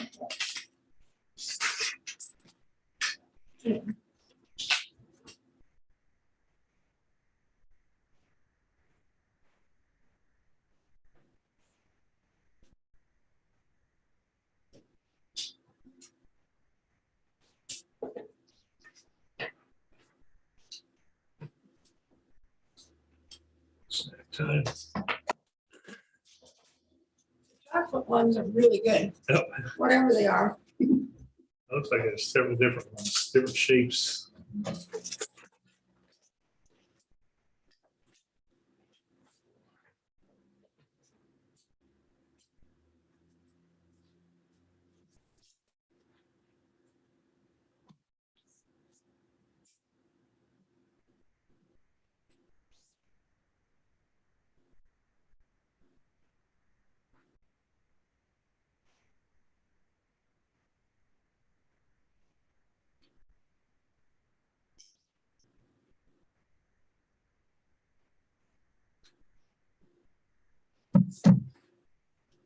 I could eat chocolate.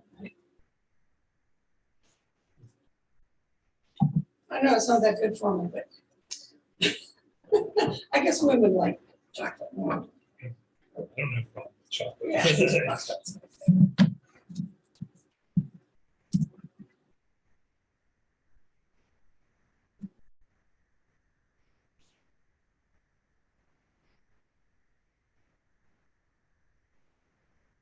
I can get this whole trip over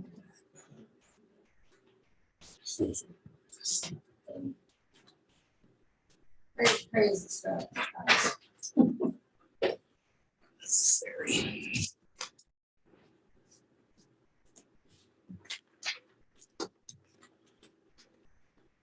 Are they good?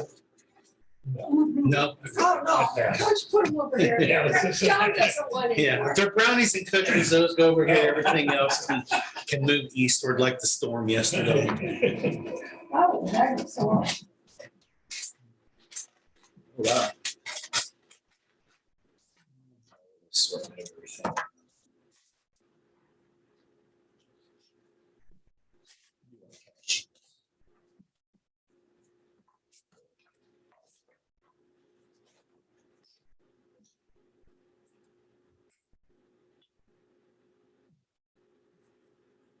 We're packing up a bunch of snacks for the trip. Drive. We're gonna make it to Louisville tomorrow night. Nice. Where you staying? Oh, so much fun. The next day I'm to Parkersville. Just know I grew up about 45 minutes from there. Oh. Last time I drove back with her to DC, that's how we called it back. Ooh. I couldn't help her. We got to live there. Yeah, I got a bunch of stuff off up. This time she'll be better. I don't Probably really- not taking I-70 all the way up through to. To West Virginia, and then, I guess. It's about, Parkersville's about 2 hours south of DC, northern Virginia. Depending on what time you get there, it could be longer or shorter. Yeah, she said she'd drive through. I'm going to drive through St. Louis tomorrow, and then she's going to go through West Virginia, or I'll drive somewhere in Idaho. And you got the option of St. Louis of going east on 70 or go south and east on 64. I don't know for sure what she's got.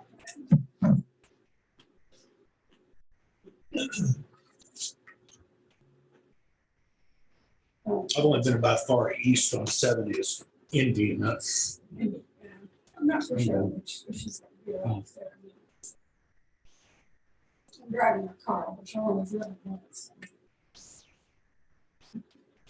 Let's see. I've done that for friends too. And I'm back with 3 dogs, some luggage, personal belongings. We're good. One dog would be challenging enough. I can't imagine 3. Oh, yeah. Well, I've got mine too, so. Andrew, I at the house. It's It's just- one of the reasons why I haven't picked up a dog for a couple of years now, but like I said, go someplace, who am I gonna? Oh, it's not bad. They're good companions. Oh, I They know. really are.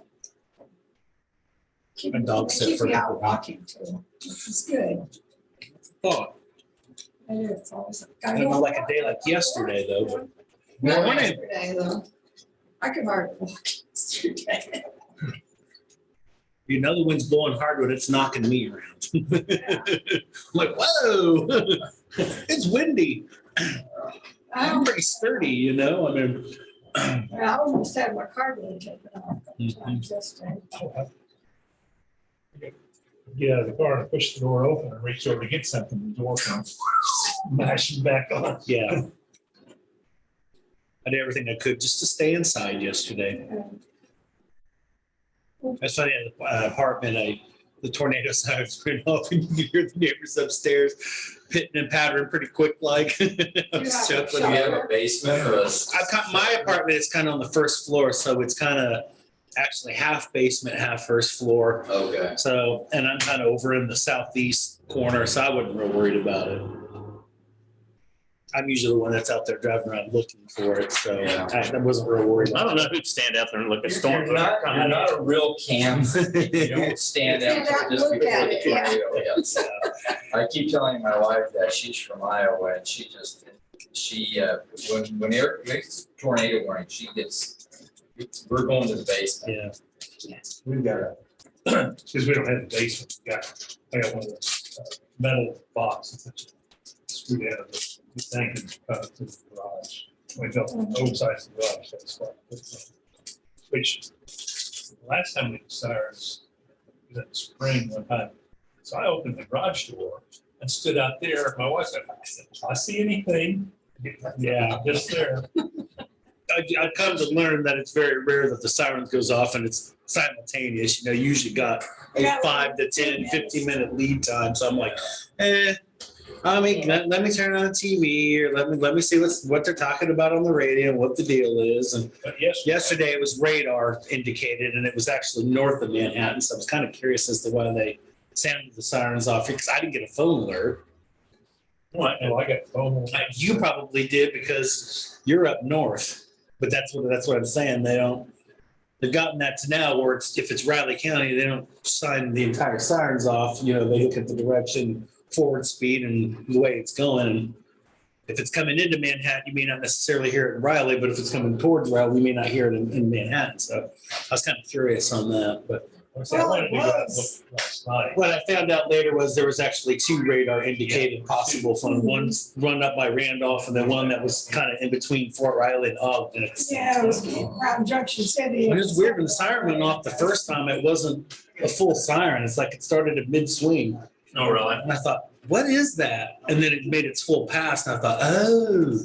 And I can remember the sirens going off and tornado warnings and right around Thanksgiving, right after Thanksgiving. I mean, they had a horrible tornado right before Thanksgiving in Topeka one year, late 80s.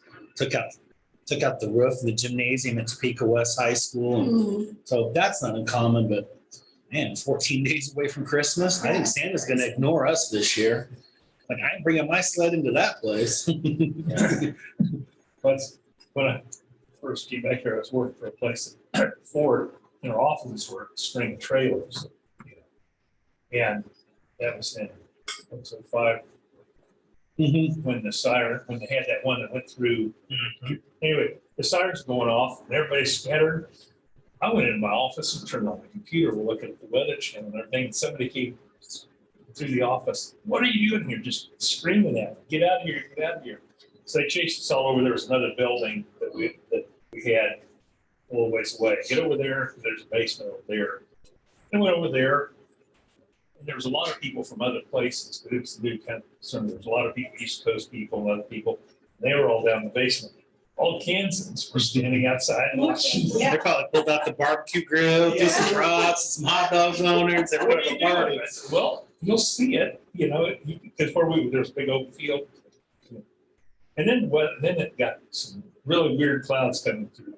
Even we went to the basement. And it didn't, tornado didn't hit there, but it wasn't too far from there when it did touch it. Yeah, remember, I was still going to MATC, so that must have been like 02, 03. There was a tornado sirens going off at like 5:30 in the morning or something. I had a couple of roommates that weren't from the area, the region. They're like, "There's a tornado! It's coming! It's coming!" I looked out the window. The trees were just standing still, and I'm like, "I'm going back to sleep. You do whatever you want." I'm on the second floor too. They're like, "You gotta get down in the basement with us." I'm like, "No, we're good. I assure you, we're good." So we're not good, and then I'll join you in the basement, man. With some water spout or something up at the lake or something. Yesterday, the sirens were going off. I went outside. My dog's like, "Get in the house!" But it got really still for a while. And that's the bad. And that's the thing. bad sign, It gets so, and then it gets real still. Just And I looked at the radar. I mean, it was a pretty impressive line of storms going all the way up through north of Omaha, all the way down into Yeah. I guess northwest Oklahoma. And I mean, it was just a line. I mean, you could literally just draw a line. 4-inch hail in Yeah, Oregon. No, they got hit. they had several on the ground, pretty large tornadoes up in just north of Lincoln and just east of there. Western Iowa had, I know Yeah. people up there lost grain bins and equipment. I think I've seen some pictures outside of Sioux City. Yes. That there's a kind of like whatever it is, Harris on the river or whatnot up here. They've got one of those and it was anchored and it took off the top of it. Left it anchored, but took off the top of it. And I seen a crazy picture from Kentucky over the weekend at church. Four walls gone. The main wall back there was damaged. All the church pews were still in place. All the Bibles, all the literature was still stuck in the back of them. Everything else around it One destroyed. house, all the walls were gone. The Christmas tree and presents were all still there. Yeah. It's just amazing. It's 10 o'clock. All right. Yeah. Well, I see someone's already scrolled down to my first slide, so good for me.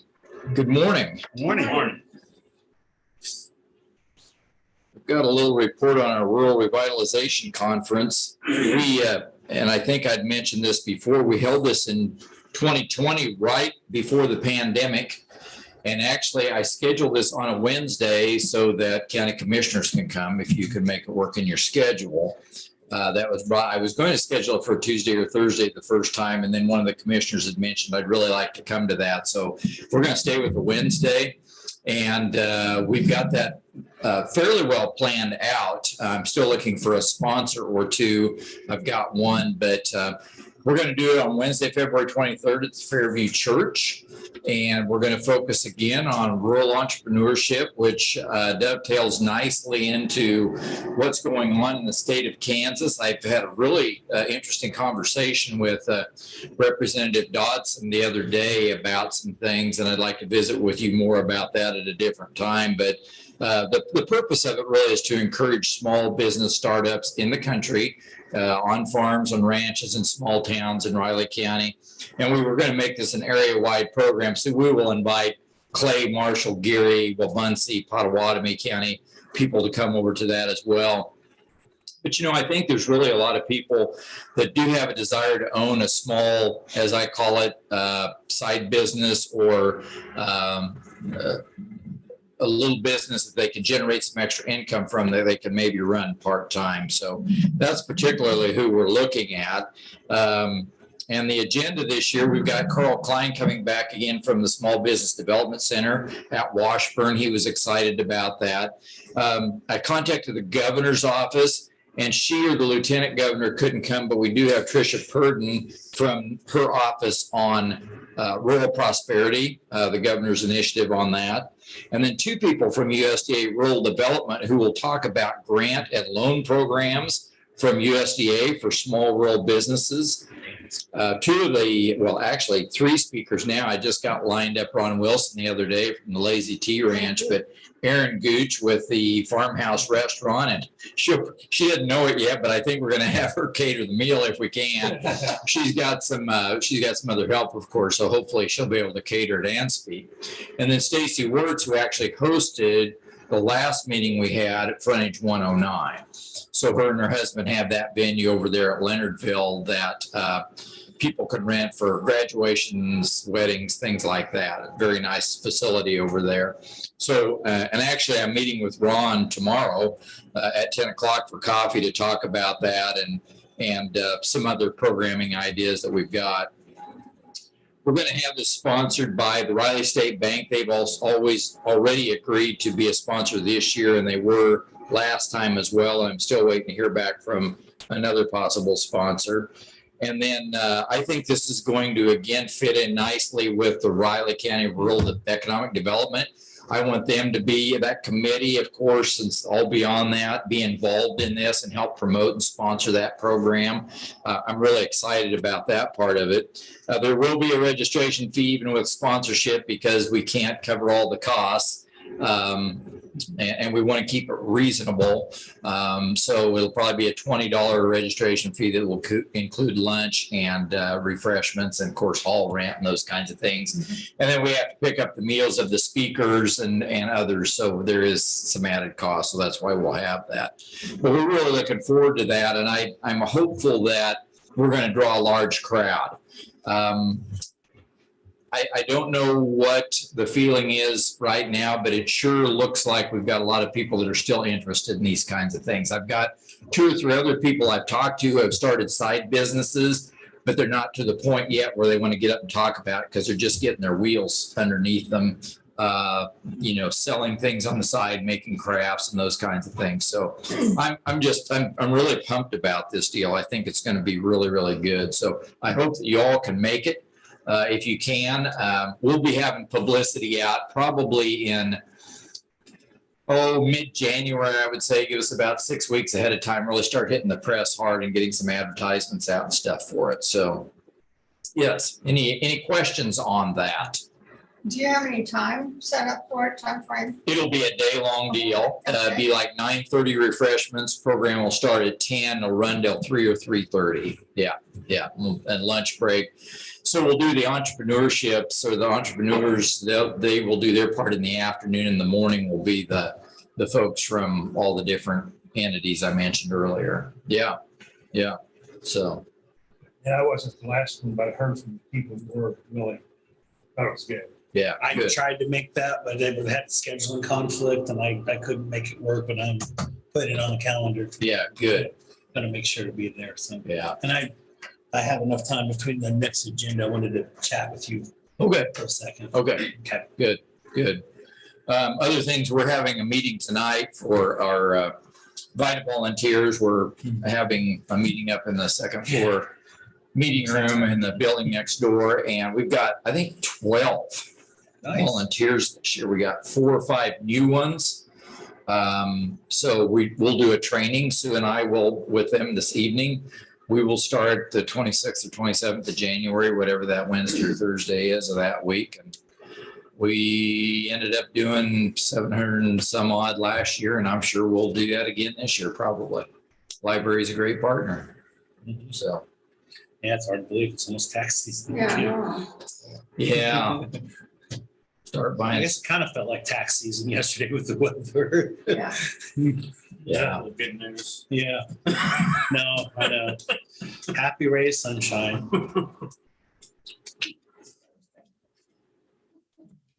So anything Christmas else? is next week. Is that? That's a good thing. Yeah, Christmas is next week, right? Yeah. Right. I Yeah. like the food part. I like the food part, but I don't need the food part. Okay. Is that all you got then, Gary? Yeah, that's what I've got. No, it's gonna go on my calendar. We're gonna make plans to Super. be there for sure. Super. We'll plan on it. Thanks, Gary. Thank you. Okay. Yeah. It's, 6 commissioners, you have Dennis Butler at 10:15.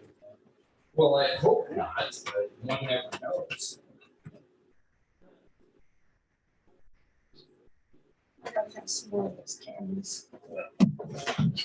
But you guys tried them? Yeah, good.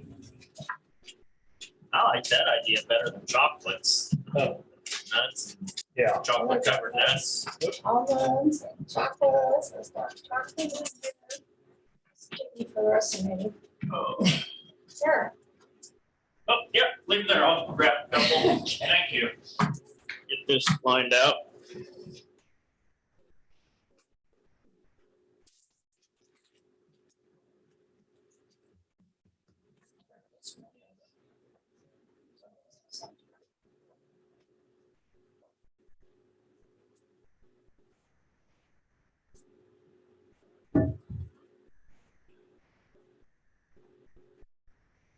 Plan this weekend, Greg?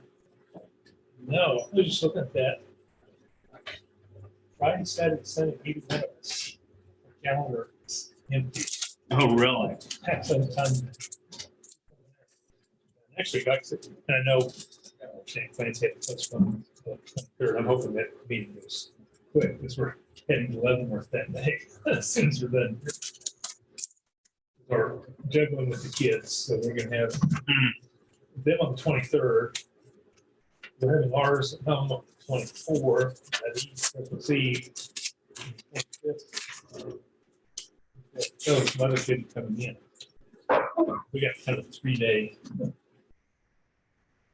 The latest thing we're gonna have on the 23rd, the last thing we can schedule is at 10:15.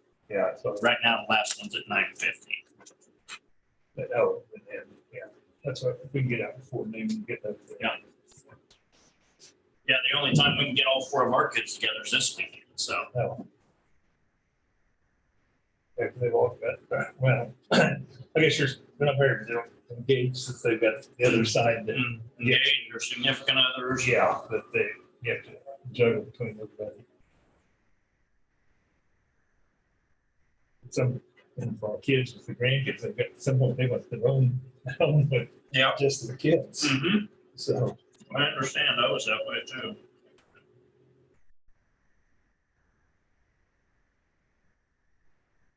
Good stuff.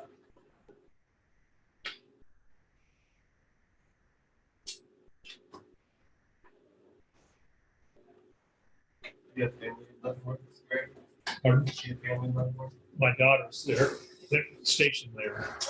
He's in the military. I lived there for 15, 16 years, from 89 to 05. I'm passionate, so. Oh, okay. Yeah. All the time, all the time. Leavenworth just seems like a unique community. It's a different place. Where was this new ambulance nursing station? They're in town, downtown somewhere. Not downtown. No, it's more on the southwest side. It's right. You turn just before the Leavenworth city limit line on that main road going in, right in between Leavenworth. You take a left, you go about a half a mile, and then right, it's right there. Oh, okay. Mhm. Right about. Yeah, that line, there's a line between Lansing. And there's a city of Leavenworth sign right there. And they got the other direction was. Lansing. Yep. Out there by the Walmart. Yep. That's nuisance. We were there. It was good to see the layout. It was well planned out. Good reasoning on why. They, from there, they got to do courthouse. Just for courts. Yeah. Yeah. South edge. Yeah. Next to the actual court, where you have the courthouse is, but now that's where the courts are. He told us what he liked and what he'd do different, and, you know, and so it was good input. It was time well served for sure. I don't want to commission this, but police had, or at the fire.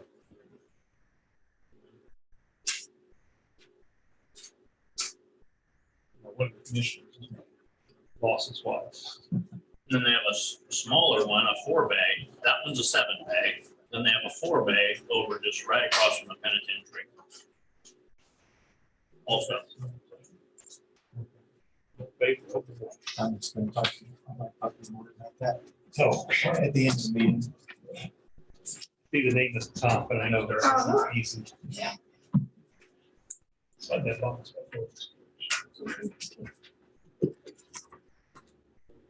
So it happens during breaks, huh? This. How much do you know about this? Nothing, but it's pretty easy answer. I do a lot. I know a lot about it. It's. I figured there's probably a story behind it.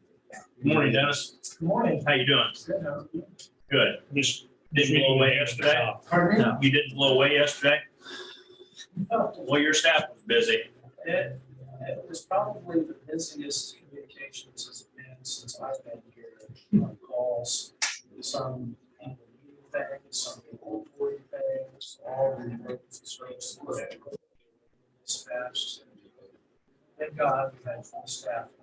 We have full staff. I'm telling you. Yeah, we even had to bring a couple of records courts over to assist in making calls. The amount of traffic lights out didn't help you. I mean, again, the street personnel, of course, is just internally that access point for citizens was the busiest I've ever seen. Oh, I'm sure. Well, Yeah. and I saw the note came out, said, yes, there's smoke in Manhattan. They're taking care of it. I wasn't sure what that was at first. It's coming from, it Yeah. says it's coming from. And they said, yeah, basically, I'm sure of it. And saying, what, saying, quit hauling. Yes, we know this is a little. I mean, it made sense, you know, like, I got my car this morning. Like 7 cars. Locked up all night, it still smells, it's already far. So, yeah, it's pretty bad. Yeah. Smoke was all the way out of my house. I live about 15, 20 miles north. And we didn't have power, so I was wearing a headlamp out in my shed to try and get the generator going, and you can see ashes going through the air. They say you'll stop it. He said, I know what. Okay. You ready, John? Oh, I'm running a little late. Yeah, I am. Go ahead, Director.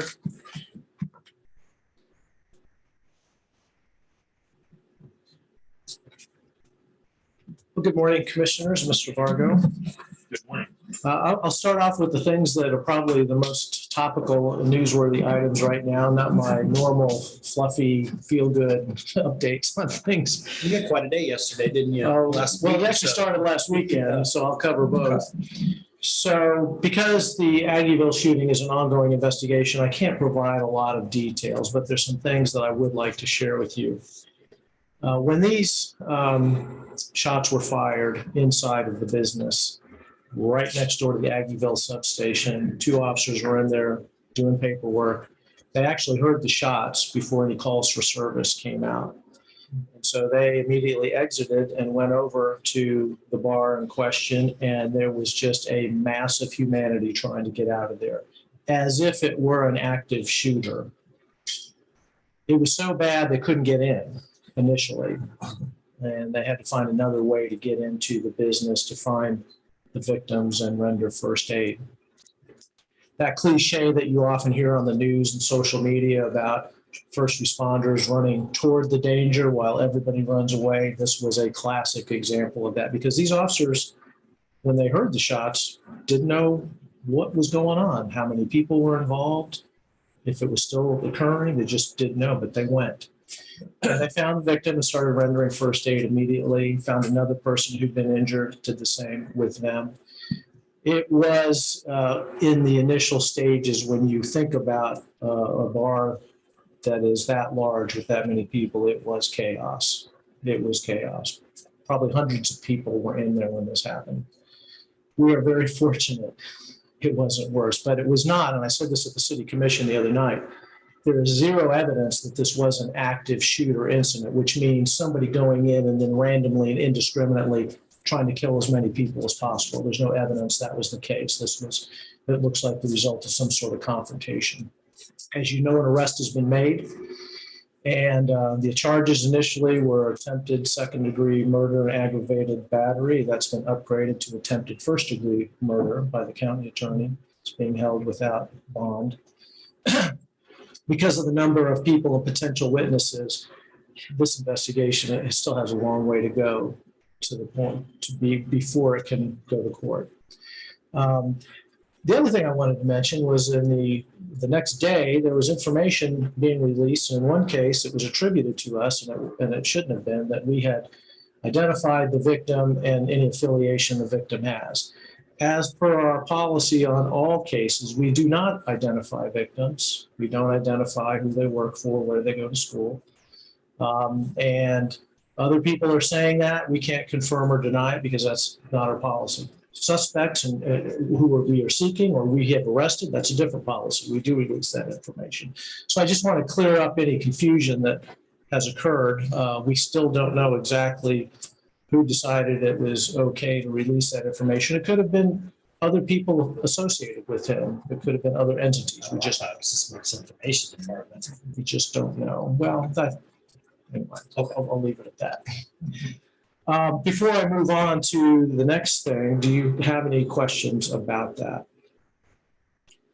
We'll make one other comment I made at the city commission the other night. As in every serious case, we made progress to the point of making an arrest because people cooperated with us. Citizens, patrons, Fort Riley personnel, commanders. We have always had a great working relationship. In fact, we had a long scheduled breakfast this morning over in Junction City with Fort Riley and local police, but it was canceled because of yesterday's weather events. And that was on the calendar for a month and a half to do that. We continually have those kinds of interactions with them. It's always positive, even when we're dealing with difficult things. The next thing is the day before yesterday, we were preparing to transfer an inmate from our facility to another one. And as our protocol dictates, we tested them for COVID before we introduced them into somebody else's facility. When the pandemic hit in March of 2020, we have had a total of 2 inmates test positive, and both of them were coming into our facility, and we tested them as they came in to make sure that they were COVID-free. And twice we found they weren't, and we isolated them immediately and kept them away from the rest of the population. We have had some employees who have in the jail who have tested positive, but wasn't work related. It's from other places. They didn't come in and introduce it. So we have been really fortunate so far. And lucky, fortunate, diligent, I don't know. But when we tested this one inmate, we tested him 3 times because he tested positive first time, second time, third time. So then we tested everybody in that pod, we call them, or other inmates, and we found 10 more. And there were others that didn't test positive, but they'd been exposed, so that whole pod was quarantined. So the staff has to use extra precautions themselves as they interact with them, feed them, all of that. So far, we're okay, although we do have one corrections officer that I just learned yesterday is hospitalized with COVID. I don't know if he got it there or not. It's just too early to tell. Now, we did not announce this because the health department some time ago stopped releasing the names of locations. We did contact the health department. We did tell them what we had. We consulted them about what we should be doing to make sure we were doing the right thing. So we took all those steps, but we did announce it. And then we learned later that an inmate had contacted a family member and said what was going on. It came, we were asked by the media and we said, yeah, this is what's going on. I do think KBHE is still listing those too, so it would have been on their website. More than 6, I think. I didn't know that, but I know our local health department Right. was not Correct. saying that there's a hot spot here or because of an outbreak. Right. So we notified them, but we didn't make a public announcement about it. I wanted to clarify one thing that you said, that the original inmate was coming into custody, so he No. was. We were taking him, we were Okay. going to transfer him to another correctional facility. So as a courtesy, Okay. before That's they how you went, found the other 10. Okay. we wanted to test him before he left, and he was positive, and we were surprised. Everybody was asymptomatic. Nobody was showing symptoms. That's the other thing. So there was no cause to test everybody before this inmate tested positive. So exercising due diligence, they started testing everybody and came up with 10 more. Any questions about that before I move on? Has it spread to any of the other pods or is it just isolated? As I stand here today, I hadn't been, no reports had come to me this morning that had occurred. There's 3 main pods, 2 male populated pods and then 1 female populated pod. Then we have another one that's has other issues that aren't COVID related where we keep other inmates there. Everybody, mild symptoms, nothing that requires any other Except for the, hospitalization. no, except for the CO I told you about, which we don't know if he got it from them. They were all asymptomatic in the beginning. I don't know if that's still true this morning. Usually, the progression of that usually gets better, usually. Yeah.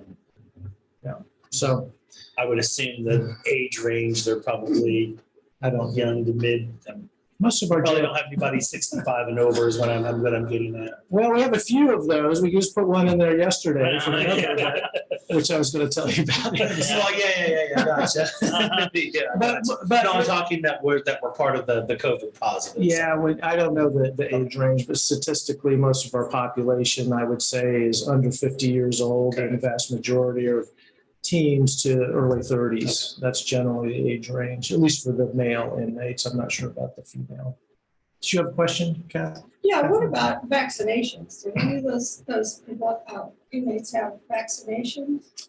Like some of them do, like any citizen, they can't go out and get one. So we have a supply of vaccinations in the jail. They're offered routinely, especially when people come in. If they say they haven't been vaccinated, we always offer them. We have a nurse full-time, and she takes care of that. We also have a good supply of tests, COVID tests, in case somebody's showing symptoms or wants to be tested because they don't feel well, have a temperature.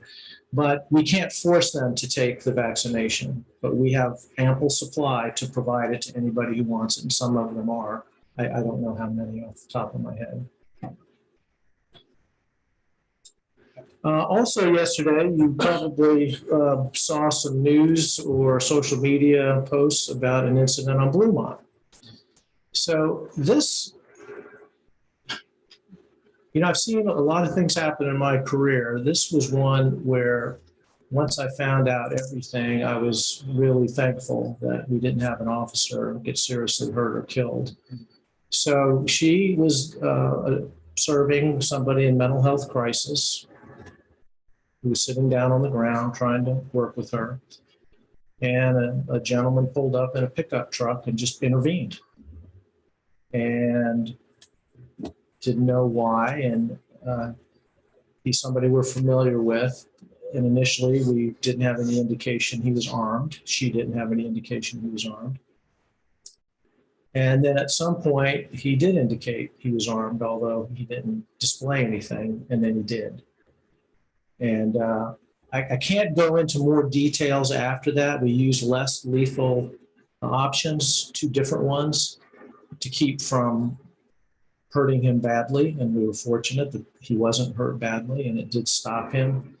But because of the fact that the officer was not engaged with him as a call, and he just shows up while she's dealing, if he had done something else, she would have been at great risk. I mean, she's a fairly new officer, and she could have been seriously injured or killed. And I don't say that lightly.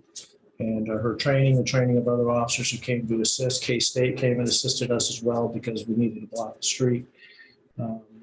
We're just in the earliest stages of this. So again, I could speculate about some things, but I just wanted you to know, I mean, this week has been quite the week. And I really, I'll probably say this again before my last day here. I was just in awe of what I heard, how things were handled based on their training, our policies, their experience to preserve life, protect themselves, get someone in custody who we believe also needs mental health treatment, this second person that pulled up. So it was quite a day yesterday, and I'm happy to come here and tell you how proud I am of what I learned, and I hope I'm conveying it in a way that you appreciate it too, even though you don't have all the details.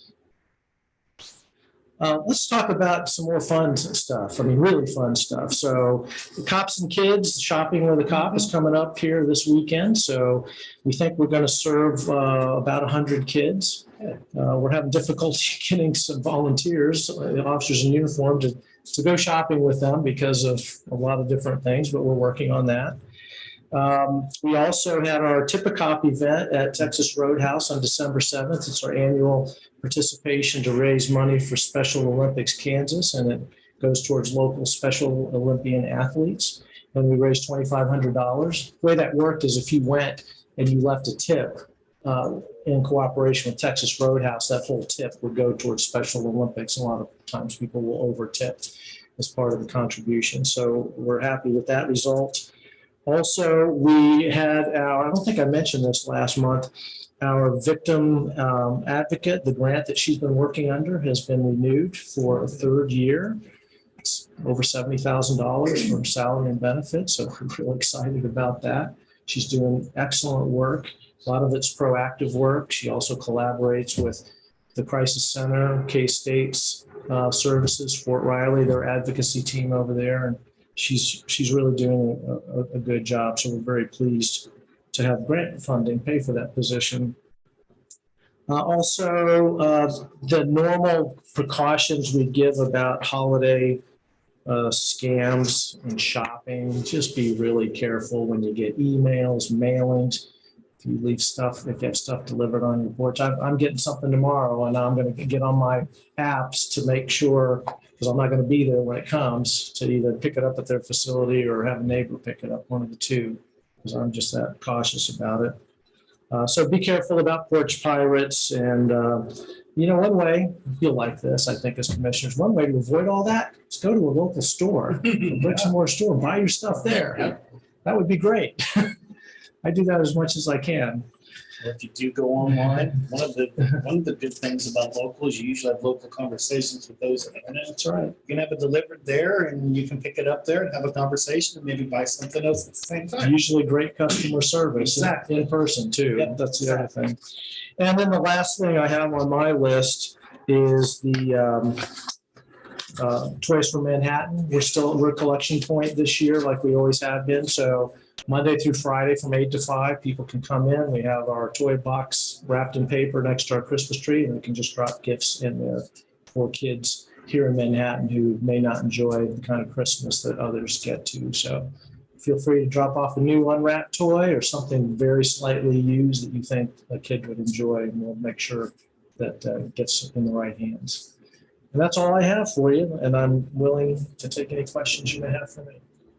Everything okay at the LEC today after yesterday's storm? No damage, anything? Yeah, to my knowledge, we didn't have, the only thing we're dealing with as a result of the storm is we had a brief power outage. Our generator came on, and then it created some havoc with our electronic control system in the jail that opens and closes the doors, our video system. So we got the vendor to come in last night. I'm sure they were busy with other customers, and they started getting us back up and running.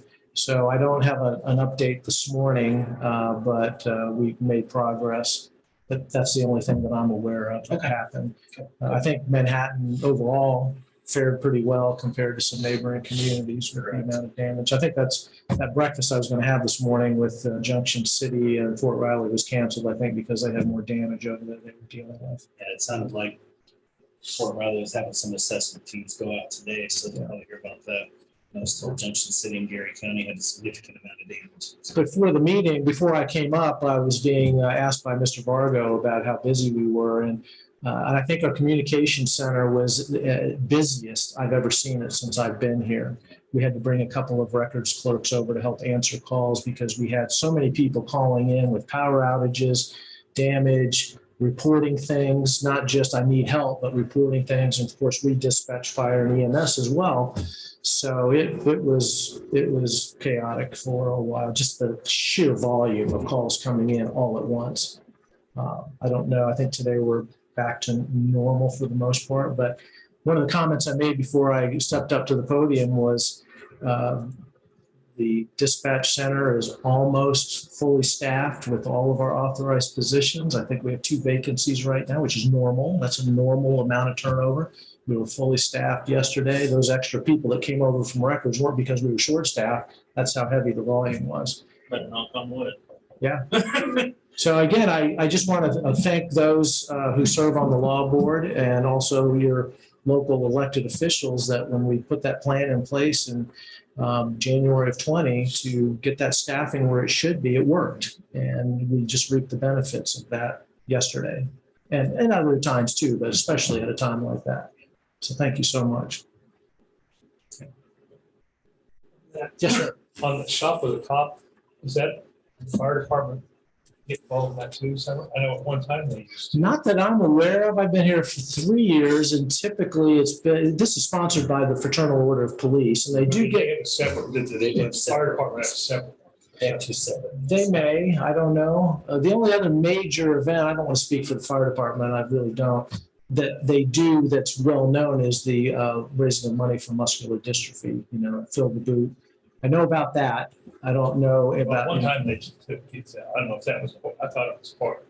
We do the get same thing. assistance from Potawatomi Sheriff's Office. They help us, and also K-State Police help us with that program.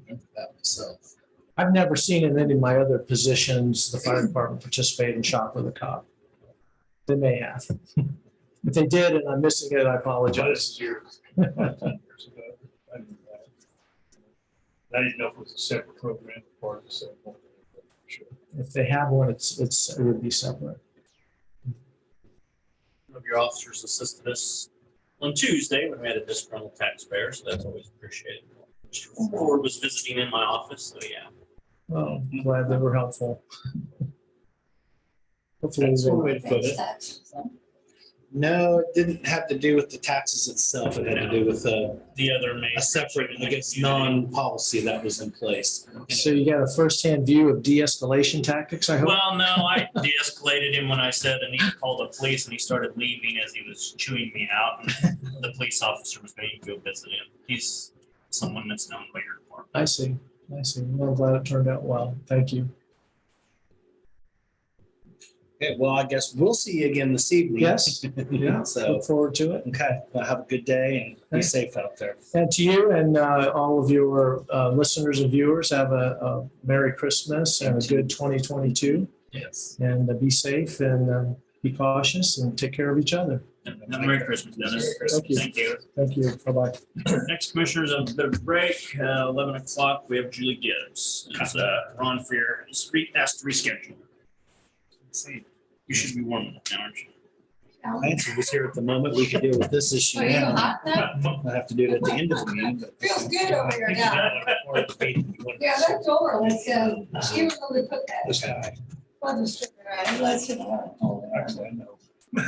I recognize that name for some reason, and I feel like that's not a good thing. I don't know. Okay. Better get these away from me. You can eat them all. No, I You can can't. put them on the table over there. I'm gonna grab another handful later. So I gotta go see the doctor today, so I don't get all the sun. Yeah, but I got a shot. Painful shot. I want that. What's that for? Trigger finger or? Yeah, trigger finger, which I hadn't heard about. But it was locked this. It locks up. I had that on this finger. No. I went in, had surgery, and they released it, and released it down in there. Well, that's what he said. Try a shot first. Mhm. He said, most of the time that works. If it doesn't, Yeah, he said, don't give it a shot. Surgery next time. Try a shot the first time. yeah. I've got, I had 3 shots yesterday. 2 days. Oh. Good old arthritis. Skipped a That's right. generation, I think. I've seen when I first started that problem, just arthritis. Mhm. Yeah. Yeah, that is really painful too. Oh, that's what it was. And then it getting worse and locking up. And something's not right. Who'd you go to? That was just a bit, I've seen other vets there. But he had the first opening. I So like they that. said it was my first time seeing him in my life. He did that. Yeah, he's- Explaining and showing how Mhm. things work. and what's going I've been going to Dr. Chase over there for years. on. I didn't think that. Gas call. Mhm. But he did show, that's my shoulder box. Shot, it's good for a few months. Just- No fun to get old. It's not, yeah. It's not for the lighthearted. Yeah, it's not, it's, Well, I'm spacing research. like my wife. So I'm trying to decide if I want to have it both done at once and get it over with. I worked there. I've heard some people do really well that Oh, way. right. And would tell me she had both of hers done to cook and would do something really do the exact same, Hmm. same kind of joint. She hadn't worked on it. Hmm. I don't know. Depends on how long it takes. I can really work on exercise. Yeah. My niece said showing signs that we'll have to do something like that. Yeah. I'm like born. So it's my best my wife. She said, her family all siblings all had knee or hips, and Yeah, a lot of her cousins had. Yeah. She, my great grandmother had rheumatoid arthritis, and my grandmother had knee problems and stuff. But she didn't move. and that's what I told her, my mom. Might be, so it doesn't limit transfer from. Hmm. Hmm. Yeah, my other grandmother. She was great grandmother. was rheumatoid. Yeah.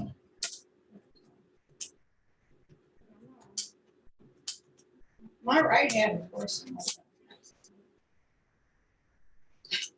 They give you a shot. Yeah, yeah, well, like I said, kind of shot right there. It's not much there. Nothing there, yeah, that hurts. We know what you do. You go into your toolbox and you find a hammer. Yeah, smash it, then that doesn't feel. No. You take the hammer, you smash the other hand, Yeah, then you're not thinking about, okay. Yeah.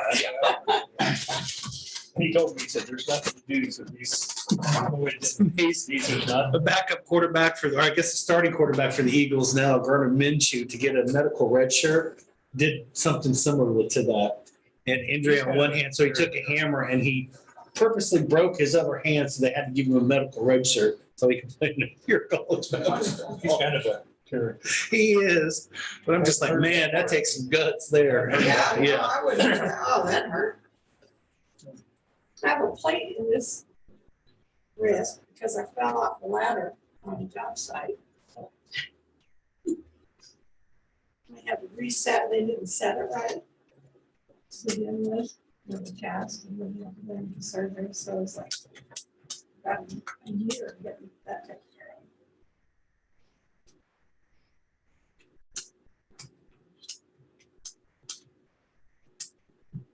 One thing I found out, that doesn't look like what, they did this, they released it. Oh, And he told me, he said, well, this problem, and he told me, explained why that probably worked. And I don't know how I figured that out one day, I was messed up. Oh, it's still a pain, but it took most of it. And it's still, like I said, he said it'll take a few days. Few days. It's already better, especially first thing in the morning. Something in the morning. well, And you can't remember to just grab. they can release those pretty easy. They just go. And they said, yeah, they said the surgeon, because one of Jen's friends had, he said, it takes longer, put you under the does with the surgery. He said it was within a day. He says, takes some of it. There's one. He said, we'll try this first. I said, okay. Well, that would hurt right there. It's bad enough here, but that would hurt. This is no muscle. Yeah, there's nothing there. No cushion. Carpal tunnel was fun too. I've never had that. Are you looking at me? I don't. I'm hoping not to get that. Keep working on your computer a lot. Working on, and that's what, that's it. That's what it's a widespread, is computers. I know when I got that second COVID shot, it reminded me of the places I have broken bones, that including radial bone, and I've broken 3 bones in this part of my hand here playing high school football. But at the same time, I might add too, that was fun being a cast and on this. I've never had broken. I had stitches. I've had plenty of those. Plenty of places, but I never. Probably a couple places I probably should have had stitches, but I didn't go get Yeah, I stitches. had a few. I got a big nasty scar. Mhm. Elbow, but probably stitched up. Major shoulder reconstruction surgery. I've had that. Oh, that's fun. Yeah. That takes a long time. Took pretty close to a year to get back to that. And it's still probably about 90 to 95% square. I sudden motions. I tore that. do I stuff. completely shredded my labrum muscle in here, and then subsequently that other tendon that goes to the, that was just a slight tear. That wasn't a big deal, but having that other one there put pressure on that, so it could continue to tear if we didn't get it fixed. Kind of the thing, that's my kids that are high school English teacher, who played football in college. Yeah. And I noticed first time teacher conference, he was standing at the podium, had his hands like this. His hands looked like they'd been beat with hammers. I mean, his fingers went all kinds of yeah. directions. Yeah. He said, oh, yeah. That's the quarterback a couple weeks ago. Doing that. in the line. Stepped on. Who was that? Was that Joe Burrow? Who was that? Was that Matthew Stafford? I think it was. And he said, trying to play it, stepped on it with the cleat on his Oh. on his hand, and he took like 2 plays off and came back in. I don't think it was his throwing hand, but they had it wrapped up and it was bleeding through. And Oh, these like defensive linemen and offensive linemen, because they're always Well, using their hands. when they're pushing, then they get, Yeah. they go down. On the wrist, yeah. Yeah, or you turn just the wrong way with it, a I block. was looking at him and he saw me, he goes, you look, notice my fingers? I said, yeah. Michael Strahan used to play for the Giants. They showed a picture of his hand. He's got a finger going this way, one going this way, one going this way. I think one twisted like in a spiral or something. No, I'm kidding on that, but no, it doesn't look right. That's for sure. Well, that's what, you don't think of an English teacher being, but he was a big, he didn't play Division I, he played college football. He was a pretty big guy. Well, my high school coach was our typing coach. Oh, cute. Yeah. Notice he wasn't typing, we No, were. Coaches were always advised with either PE or Yeah, math. Yeah. I don't even know if they teach typing. I have no idea. They definitely don't teach handwriting, but I'm not one to complain about complaining to anybody on that one. Be a little bit When I put these nurses, start printing all the time, it's pretty clear, but now that I've printed. The deal with me is if I print, it works good for about a paragraph or so, and then it goes from being kind of large and legible to kind of like this, and I just, through the years, I've given up on it, just given up on it. Practice drafting every once in a while, just to keep up on the. I used to freehand with that. I used to have that architectural set where you could draw arches, and then Yeah, all that got computerized to CAD. I can't do that. Yeah. I took a couple of 48, 72-hour CAD classes. That's back when it was more primitive, though. I mean, you just basically cut and paste stuff and line here, arch, that Yeah, I sort of still thing. have draw. Yeah. But, That's what I like it. What's it called? BMI? mhm. Those things are amazing. Yeah. I mean, The base thing, and They can show build where the all whole the stuff, thing. where all the piping, which was always a problem because you'd start building it, and the plumber would say, I'm going right here, and the electric or the that's part of it. HVAC, I got a ductwork right there. They go, no, you can't, I've got a pipe. Well, somebody, Yeah, somebody's got that'd to be good move to have that. those things. The original, if I remember right, the original dollar amount on the original software for that program was like $26,000. Now it's like 1996, 97, yeah. Yeah. Now I can't imagine. I think if you're a drafting firm, you're taking on a large, like federal type of contract or something, you probably take out a loan to do that and pay it off. I mean, that's a way. I think you could do it. Well, I think that's cheaper, like everything else. Right. That could- Not way cheaper, but that's what I've got a nephew that he had worked for some engineering places now works. Independent drafts and some stuff, just gets set up in his basement. No, I just kind of like some of the 3D, and it's not just the 3D up and down. They do widths and they do, yeah, depth and everything else. So you kind of get a little bit more visual instead of just looking at, a piece of paper. And it's just, there's not too many people that understand true scales anymore either because of that, but it gives you some real time things to look at when you're a contractor, or engineer, or consultant working on a project. Who knows, that might be something we look at here in the spring when we get design plans and stuff for this emergency management building. I can make plans very well. I can look at plans kind of. It says, how do you know what's built? It's the plans right there. I can see Yeah, I it, understand, but yeah. but that's what I've done for 40 years. Sure, So. yeah, true. And I like to hand draw because it connects with my brain, and then I can see it like in my mind, visually what it's going to be. Part of it, I could draw, but then when I started trying to draw, it looked like a chemical. Yeah, work with it. They taught you how to work. So they tried to, but I said I couldn't. It's just, I don't know, hand coordination, something. I couldn't make it. Hopefully your fingers are right. Getting right. Yeah, that's, yeah, now. Tough. Excuses now. It's a good excuse.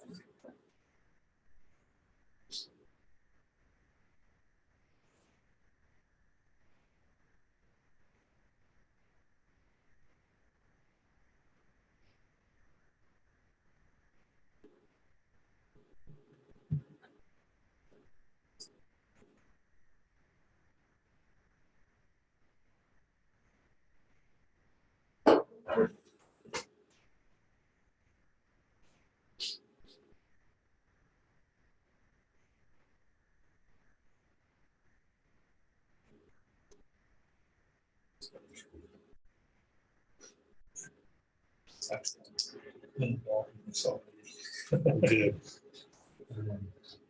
Hold up. I think now that I think about it, he's emailed me on a totally different subject matter. Might have been during COVID. It probably didn't, because there were so many emails going around at that point in time. I don't remember names.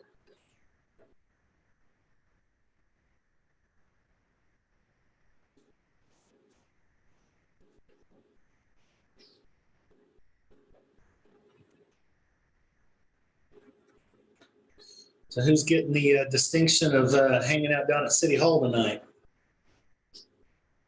Brands. The live stream or whatever. That's what's that? Everyone on vacation all at the same time. Yeah, that's what he said. Is that the city commissioner or the? Fall board meeting tonight. He reached out to me over the weekend. Was like, "What's going on with that Thursday? Is that just going to be one big executive session, or it's going to be a mixture of things?" It looks like they got that organized. All the open meeting will be up front, and we'll just whatever process. I'm not sure what to expect on it yet. Well, probably, because I'm going to be in the car, but I'm gonna take my dog to the boarding, and it's right about that time, but I'll be on. So either by Zoom or in person, one of the two. That's time to get back.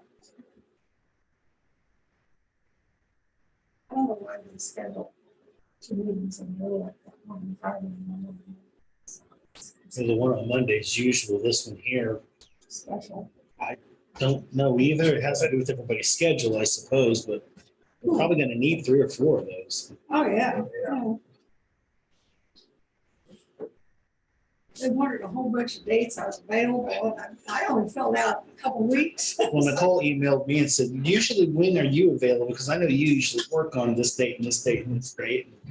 I said, "Nicole, with everything that's going on with everybody, you might want to stretch that out over a month, 6 weeks, and just lay them out there and see where they all lay." The Survey Monkey does a pretty good job of Yeah. kind of partitioning those off and giving you this many people on this date at this time and so on and so forth. So must be how that worked out. That's all I can say.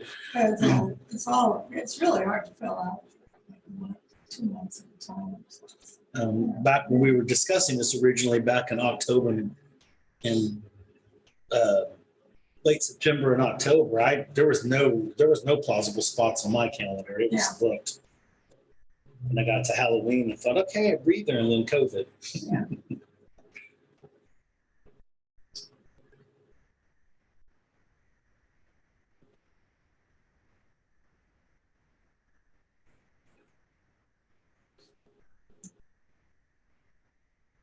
Very early January so far is looking pretty good, just all the way around, even at work. Like we'll be getting our parts in here. Problem this time of the year for us is some of our suppliers, a lot of them shut down their facilities, give the employees a week or even 2 weeks off. So we usually pre-plan that ahead of time, but said we're getting PMC boards in either late today or early tomorrow to finish whole backlog of things that we have on one line, and then hopefully we're going to get the other half of the other one next week, and all goes well, we'll at least be caught up starting the new year.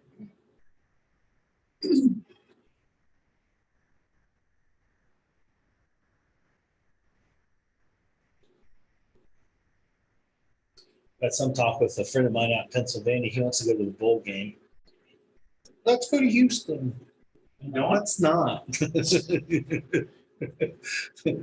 I'm actually considering it. I could do it. I just. What's the middle of the week? I could conceivably leave on a Tuesday, go to the games at night, hang out Thursday, come back and be back and just make it 3 days. But January. I'll come to the consideration. I don't really want to travel. When I want to go here, I want to do this, I want to travel the world.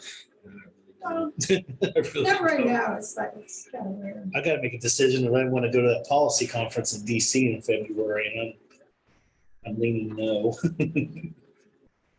When is that, in February? Mid-February, the February? third week in February, I think. It's a little early this year. It's usually closer to March. So the cherry I remember I blossom went 2 festival years. is Probably what, Yeah, it's usually end of March. When I was there 2 years ago, it was, you just start seeing them, start seeing a little pink and white, particularly over by, what is it, Lafayette Park and the White House lawn, North Lawn there. yeah. One year I was there and it was late, everything was late blooming. Yeah. But it's just. I literally was probably one of the last group of people that got in and out of DC before all hell broke loose 2 Yeah. years ago. That was like the first week in March. I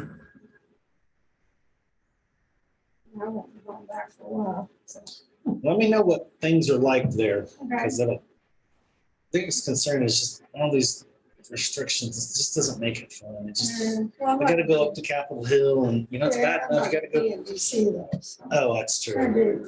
Well, if anybody mentions anything about it, but go into one of those buildings, you probably have to strap up, mask up, take everything off and then put it back on to go through security. I mean, it's hard to get through security at the Senate and the House Oh, buildings yeah. up there than it is getting through the White House. I mean, for obvious reasons, but gosh, And I've been with the White House for Christmas tour, that's really cool, yeah. but that's. Good. Pretty soon they'll just push a button and shrink wrap you before you go inside.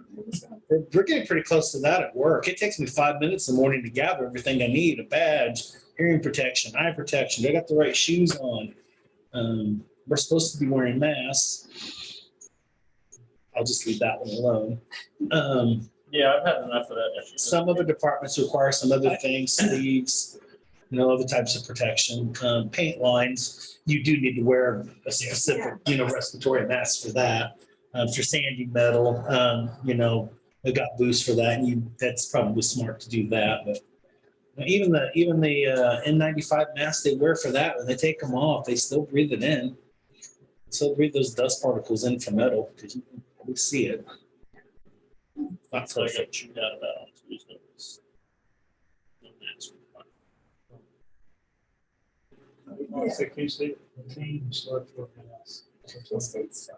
But you don't at Brandwich. I was just noticing, walking over, I kind of watch, those customers doing. I noticed all three customers, they were all paying masks. I just walked over, and they were That's fine. individuals, so, yeah, I just gauge on, when you see upticks, I start seeing, I kind of watch out the front every once in a while.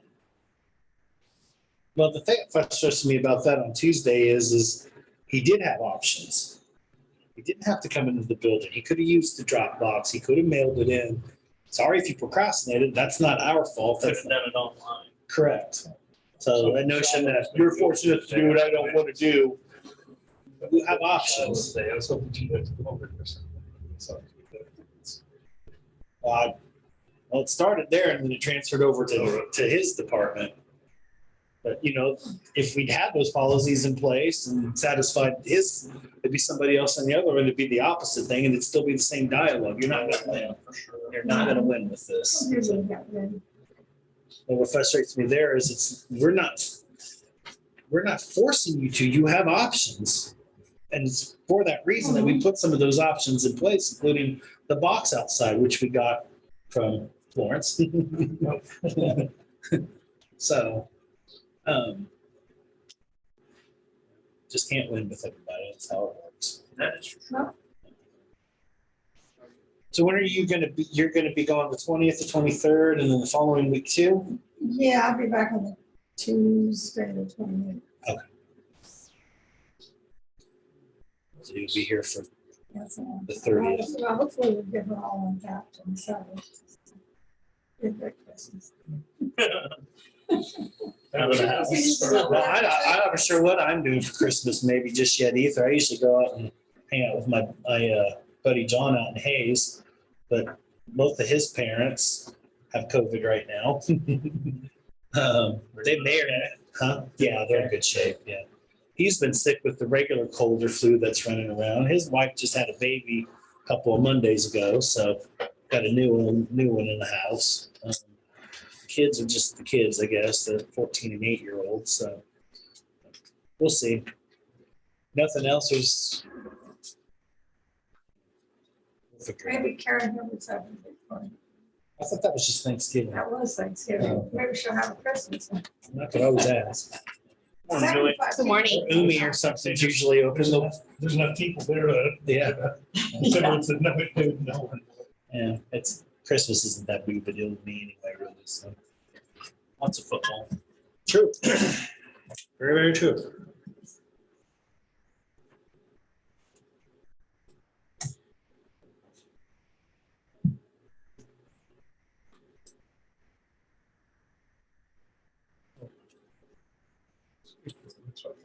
Ready, commissioners? Yeah, go ahead, Julie. Oh, wait a minute. I gotta make a motion. Somebody does. I move that we recess as the Board of County Commission and reconvene as the Board of County Health. I'll second. That's been moved and seconded on the motion. All those in favor? Hi. Now you can go, Julie. All right, good morning. Morning. So I'm here with two requests. My first one is for a new clinic coordinator position.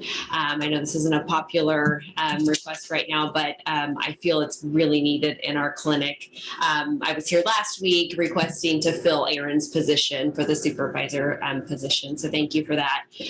This would really take a lot of the load off of the supervisor. As you know, in the past 10 years, we've had 5 different supervisors.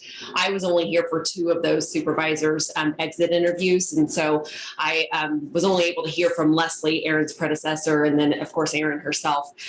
Beyond COVID, I think the load is pretty strong on their backs for as a supervisor. So it's not only the job description that the supervisor has, but almost all of the job duties in this clinic coordinator position that we've created that's currently on the supervisor.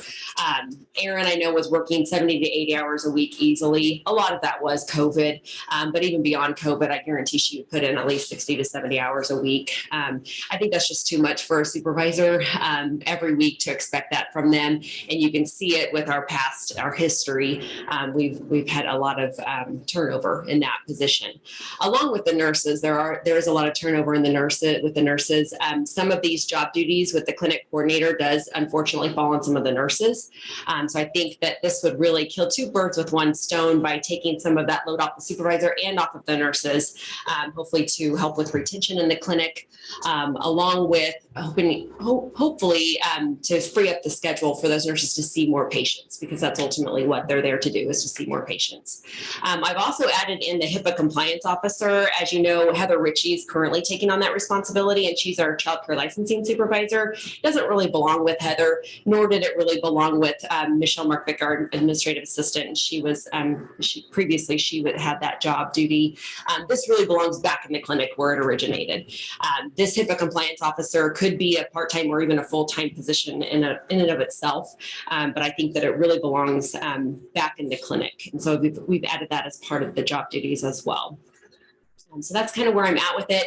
We've thought a lot about this. This was originated from about 10 years ago. There was an office manager position, and that's where a lot of these job duties came from. Along with they were in the supervisors. Well, they weren't in her position, but she was doing them. The supervisor was doing a lot of these job duties. So that's where this came from. We've kind of worked it over. We sent it up to McGrath. They graded it at a grade in, and that's where the estimates came from. Shelley put together some estimates for you to include benefits. And that's where the $64,879 came from. We can cover that for the first year with our ELC funds. We've been able to piece together what we've not used in the ELC funding from KDHE, so we can cover the first year. But what I'm requesting today would be to ask for the county to cover that from the year 2023 on. If I may add one piece. Commissioners, Elizabeth Moore, Human Resource Manager. The only thing other thing that I would like you to consider is that she mentioned both the longevity of the supervisor and the nursing staff, both extremely difficult positions to fill. So this coordinator position, I don't think will actually be as difficult to fill as those two positions that surrounds it.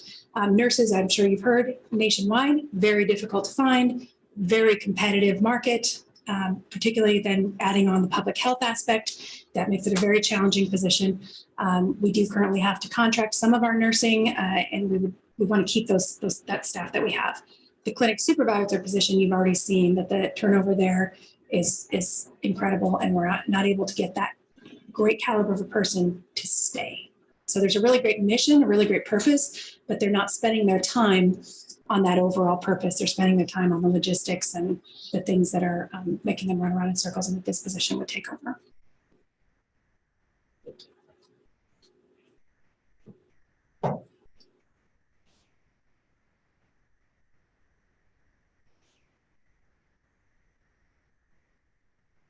Where's everybody at? When you first started discussing this with Aaron's role, which I can't remember what those initials, or whatever her position, the fact, like you said, that it's been 5 and 10 years, I thought there's definitely a problem there. Yeah. And, in fact, and you had said, that I've mentioned, you had said, yeah, exit interviews, find out what the problem is. If it's just, it's too much work for me to do something. So, but I throw with adding positions, but it sounds like this is pretty required, pretty well needed. Is there any way over the course of the next year, while it's still grant funded, to kind of analyze the position, what it does, see if what positive, maybe what negative effects there are before just going straight to Avalorem on that as a new position? Yeah, I mean, I think we could. A year is short, and then of course, if we had the supervisor, it would help us if we had that continuity. So we have to fill that position for that person to say how it may or may not have affected them. I mean, I think we can work on that. I'm worried that it won't be as informative as it could be if we had some longevity in its position, but it's doable. Just wanted to be sure it's clear. You said grant funded. I don't believe this is grant funded, is it? You're just going to absorb it within your current budget for 2022. I thought that was coming out of specific grants. So this first year would, yeah, for 2022. It's not marked on here. Just Oh, I'm sorry. about grant funded. Yeah, that's not more. Yeah, I think grant funded. So it's not a grant, like if we didn't get a grant for this position, she has a grant funding, so that's probably more. And you're saying is look to see if there's other ways to put it in the grant after that. And I'm Possibly. I keep saying come up with creative, innovative Yeah. ways because I believe this is the one county department that actually has the ability to do that. That makes it a little bit more manageable. That makes it a little bit more palatable, I guess, for lack of a better term. But I can see the need, but I could also see us coming back and saying, well, we'll keep us some continuity into place. Actually, within that budget, whether it's grant funded or not, we're making up the difference here, here, and here, so it lessens the impact. If that makes sense. So I'm kind of back and forth on that one, but I can certainly see. Particularly with the Hipaa side of things, the massive amounts of work and paperwork that requires. Taking that off of the bottom end would increase our ability to be able to actually have our nurses doing what they actually need to do and working with the community and people as a whole. I still don't know that given the current environment that we find ourselves in, that's going to actually make that work or not. I guess that's yet to be determined, but in this case, we're setting ourselves up to try to put us in the best spot to accomplish that. Whether it does or not, it won't be on us. Well, and turnover is expensive. When you look at the cost of that, it's really expensive to turn over all the time. And I think hopefully this position will help with that. I'm trying to remember, did we hire a replacement for Michelle? She was the one handling this, right? Yes, yes, she was doing the HIPAA compliance part of it, yeah. We had Tasha now. And the challenge, one of the other challenges with the HIPAA position is it required specialized training. And so I think Michelle did the best of her abilities, but her main job was not HIPAA. It was a Right. side job. And she really, I mean, she came and spoke to me long before she had ever decided to leave about the challenges of being an admin assistant doing HIPAA with no access to the clinic and yet authority to try to manage all of the HIPAA and the training ability. I mean, when she says it could be an entirely 20-hour or full-time job, it's not an over-exaggeration. It's pretty challenging. There's just so many laws and rules that are required to know, to understand where we're at. It's also important to have somebody that knows what they're doing with Yep. it, because there are legal Yes. consequences that are more Exactly. expensive than the position itself. Exactly. And that was the thing that's probably stood out to me on that, so. And of course, many of those issues would be involving the public or involving citizenry. So we'd want to make sure that we're handling them to the best of our abilities. Like I said, it looks like relieving not just the one position, but some of the others. I would think somewhere along the line, it could be tracked and you could actually come up with a monetary value of savings that's taking place there that could help offset some of this. And I think as we discuss that, I think. We've I think actually it would be already good to spoke about bring that. up. Yeah, we've actually already spoke about which positions and what things have the most return on our investment. It's particularly with the health department. And so I think your idea of continually monitoring the value, not just the cost, but the Right. value we're receiving on these positions is a good one. And really something we could be doing across the board on a regular basis and to try to have those conversations. And I guess we've spent a lot of time just looking at this, looking at the feedback we've gotten from the current team and the previous teams. And this is our best solution to try to alleviate those turnovers and inconsistency in service.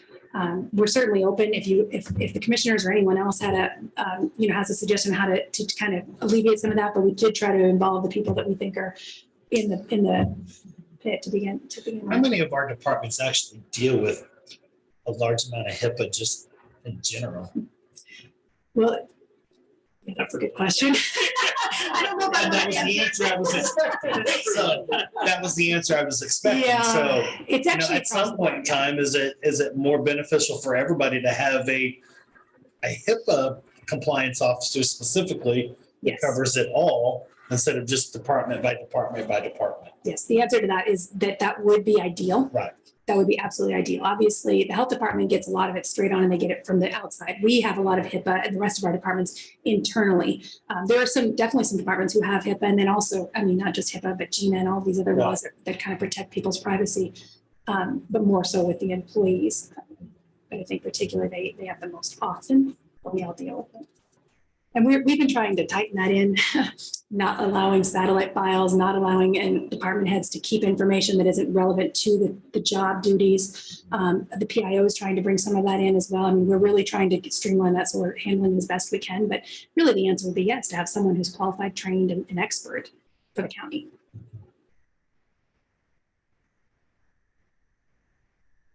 Maybe somewhere in the next year while we're reviewing this, maybe that's Mhm. another one of those components that needs to be looked at and analyzed a little bit more in depth too. Because when we add these positions, we got to get as much out of them as we possibly can. And if it has to go across broad lines, in my opinion, it may just be my opinion, but Julie really identified that this was probably the biggest need in all of her divisions within her department, that being able to get someone who can relieve that pressure on those both sides is really her biggest current staffing need. I can definitely see that. I think this one's a real important position to fill. Okay with filling it, but I would like to give a little bit more of that background as we go along to feel completely comfortable with it so that I can defend it.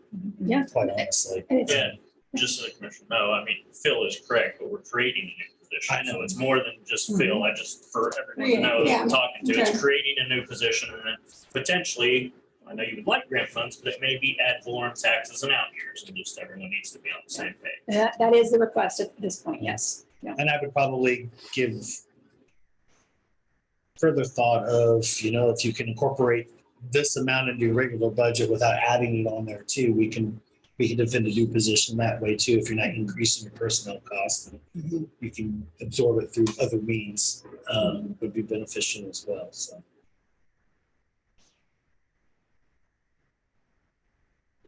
I think our biggest issue collectively as a county right now is we've really going to have to evaluate where we're at personnel and grades and steps and everything else.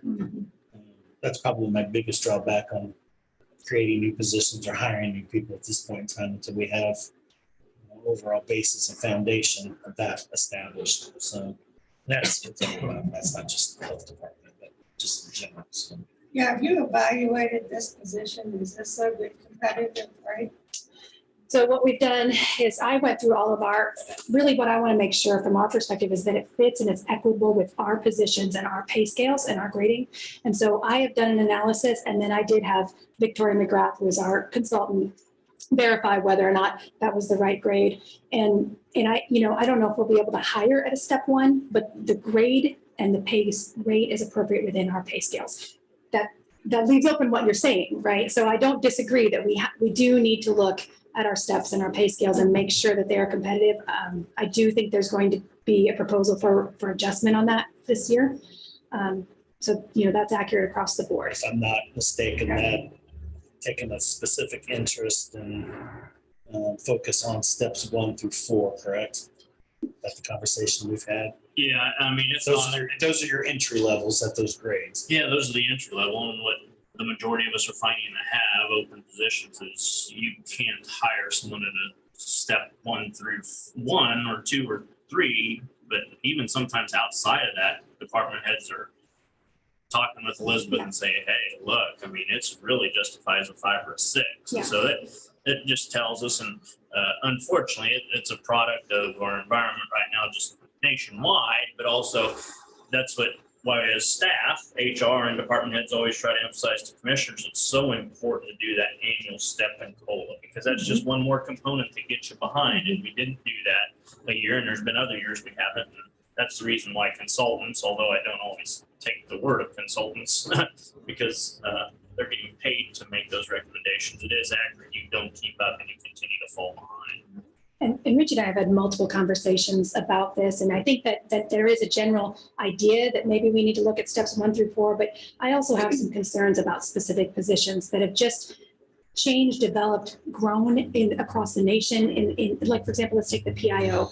The PIO position fits exactly where we have it in our pay scale, but our pay scale doesn't fit the PIO position nationally. And I don't know if I'm explaining that well enough, but we can't compete at the rate where we've said, so the PIO responsibilities compared to all of Riley County responsibilities fit in our pay scale, but that's the only comparison we're making. If we take it out of our pay scale and compare it to where people are nationally competitively, it does not fit with our grade.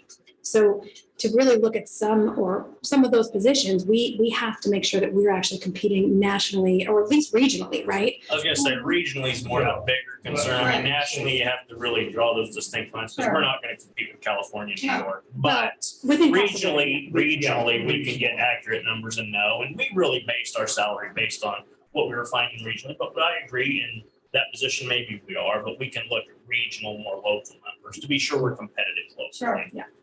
And I just would like to make sure we look at some of those things, because we don't want to get behind in some of those key positions, right? And honestly, this clinic supervisor, not this particular position, but Aaron's position might be one of those as well. I mean, we happen to know that the person who left the position left for a higher salary, some similar responsibilities, maybe a little bit less stressful responsibilities. And for a higher salary. So those are things that we want to make sure, even if we just chop off step 1 through 4, we have to be competitive to keep these great people at Riley County. We already have great people. We have great services. I mean, we're well known for that internally and externally, and we have to continue to focus on our humans, which I think is really what Commissioner Ford is saying. We have to focus on who we have and who we want to keep. Right. And it's a complicated puzzle. So in summary, since I started this discussion, that estimate there, 64 and some change there may not be 64 and some change by the time we get to That's correct. next year. That's And correct. actually, we'll be needing to start discussing that here in the next couple of months because we'll be working on 23's budget in March. correct. So actually, that's sooner than rather than later. So. And we, like I and said, just to, we've been doing some groundwork for that. So we've been looking and gathering. We have to figure out which path we're going to take to actually make the analysis. There's a lot of other entities around looking at that as well, so. well, it's not just public entities either. I can. Yeah, assure you. Correct. Yeah, I mean, you're Very important informing, point. you know, what private industry's been doing. Right. We're all competing for the same resources. Absolutely. Actually, I'm going to at some point in time see if they will give me a copy of everybody's steps there and that structure, and I'm going to do not an overlay, but a compare and contrast type of scenario just to kind of get an idea where all that is, because they, over the last 4 or 5 months, they really redid it very comprehensively. So, Well, and I am working on a worksheet that will tell us exactly like the position, but then what's the education level, what's the license or the requirements, so that it'll help us look at some of those positions that aren't exactly, you know, the same apple per apple, but that kind of level of entry of an employee. So, you know, if you have positions that need a BS and then you have certain licensure, you might be able to compare it to some of our positions. So all of that being said, we do, I mean, in all sincerity, we do feel that this will make an impact on the health department as a whole. We feel like this is the best investment in all the divisions as a whole, and we also understand it's a difficult decision. well, I think in this one, it's, I actually, I'm pretty positive that when you go back and kind of look at some of those factors and you figure in where it's saving, whether it's a fiscal dollar amount or just overall service or whatnot, I think you have an impact there and I think it will work, but it opens up that kind of Pandora's box too. When we allow a new position here, be expecting another department to want something similar. So I really feel like we really need to get back to that core first and figure out where we're at comprehensively and then decide individually as individual positions come up, how that should or shouldn't apply. So, but you know, Julie, I think you've been talking about this for you've been really talking about this entire time you've been here without actually getting to this point. So it's not a new conversation. It's not, you know.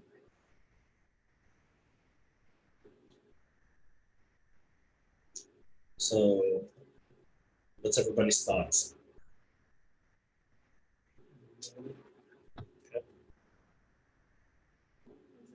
So we need to have. I think so.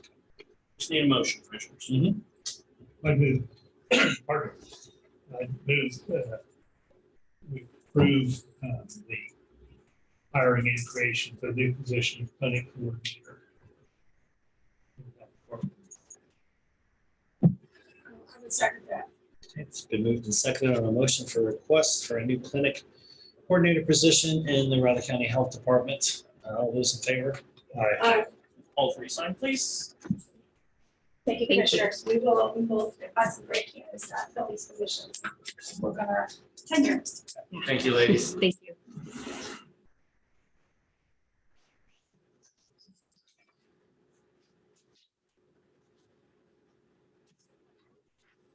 Did you mark that for grant too?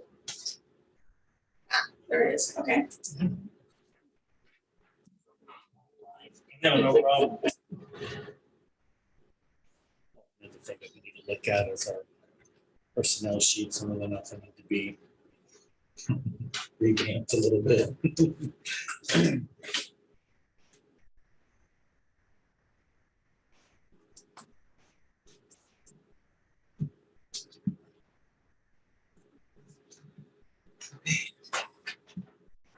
Looks like you have, speaking of grants. Yes, speaking of grants. Speaking of grants. So my next request is for approval to submit the Early Childhood Block Grant. This is the Raising Riley grant that Jan has put together and has attached to this car.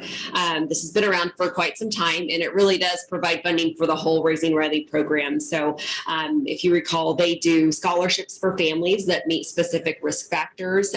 So those scholarships go to providing childcare for their children. They provide a lot of those throughout the year. They also collaborate with USD 383 to be able to provide camp kindergarten in the summer. They do early literacy programs to provide activities and learning through the use of books. And they also do some other activities and events that's all related to families to help with the cognitive skills and the literacy skills to help improve those skills. The big thing here, I think, is the scholarships and also providing funding to be able to pay for our staff. So it goes to personnel as well.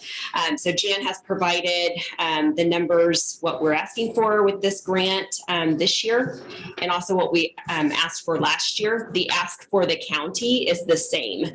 So for the fiscal year 2023, and by the way, this grant runs from July 1 through June 30th.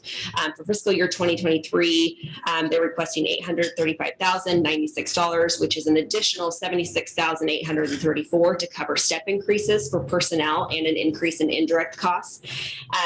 Riley County has been the source of funding for fiscal resources from the community, which this grant asked for.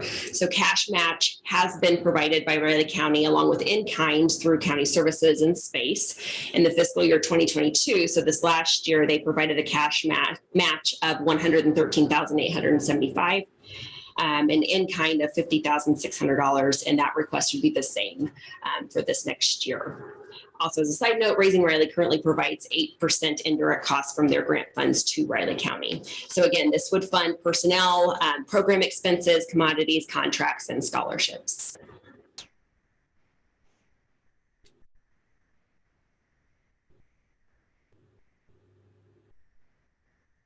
So, you're asking for us to make a motion on accepting that grant?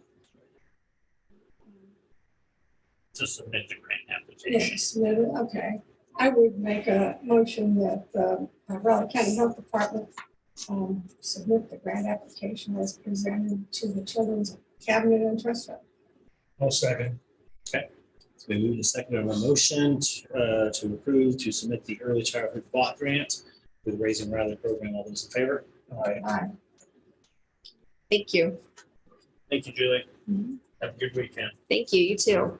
Really enjoyed Tuesday, by the way. So Good. thanks for being accommodating. Yeah. Thanks for coming over. Some good food. Lots of leftovers too. Well, Merry Christmas. Happy New Year. Yes. You too. Merry Christmas. Be safe out in Wyoming. Yes, I Okay. will try. Okay. Thank you. Remember, not as young as you used to be. I know. Tell me about that. We all have to tell ourselves that. I'll go ahead and make a motion that re-recess as the Board of County Health, and reconvene as the Board of County Commissioner. No, second. It's been moved and seconded on that motion. All those in favor? Aye. And that is officially the last of our agenda this morning. I didn't know. I've seen one through this. Yeah. Executive session, what's in I kind of figured something like that. I need to know how we're handling however you, this last item that popped up. Oh, just, I was gonna get the boards, based on the citizens' request, it's really an issue for us, between them and the city of Riley. I mean, you don't have any supervisory authority in the city, so it's pretty routine, but I just wanted to let you know it's out Yeah. there. Sometimes when we get those, when those come through, you make a contact, et cetera. So I can just, with your permission, I'll just send an email to the person responding. Yeah, You need to work it out. yeah, that's a city ordinance there. That's not an. Pretty strict. Just want to touch base with you. That would be an issue of Greg's former colleagues. I've been in some of the meetings where it's been discussed. Okay. He did not seem unfamiliar. Yeah, okay. No, that's fine. Okay, that's all I have. Anybody have anything else? No more business, commissioners. I do not have. Okay, I don't have anything else myself this morning, so I will entertain a motion to adjourn. Motion to adjourn. Second. It's been moved and seconded on adjournment of the December make sure I got the right date this time, 16th meeting of the Riley County Commission. All those in favor? Aye. Good weekend, commissioners.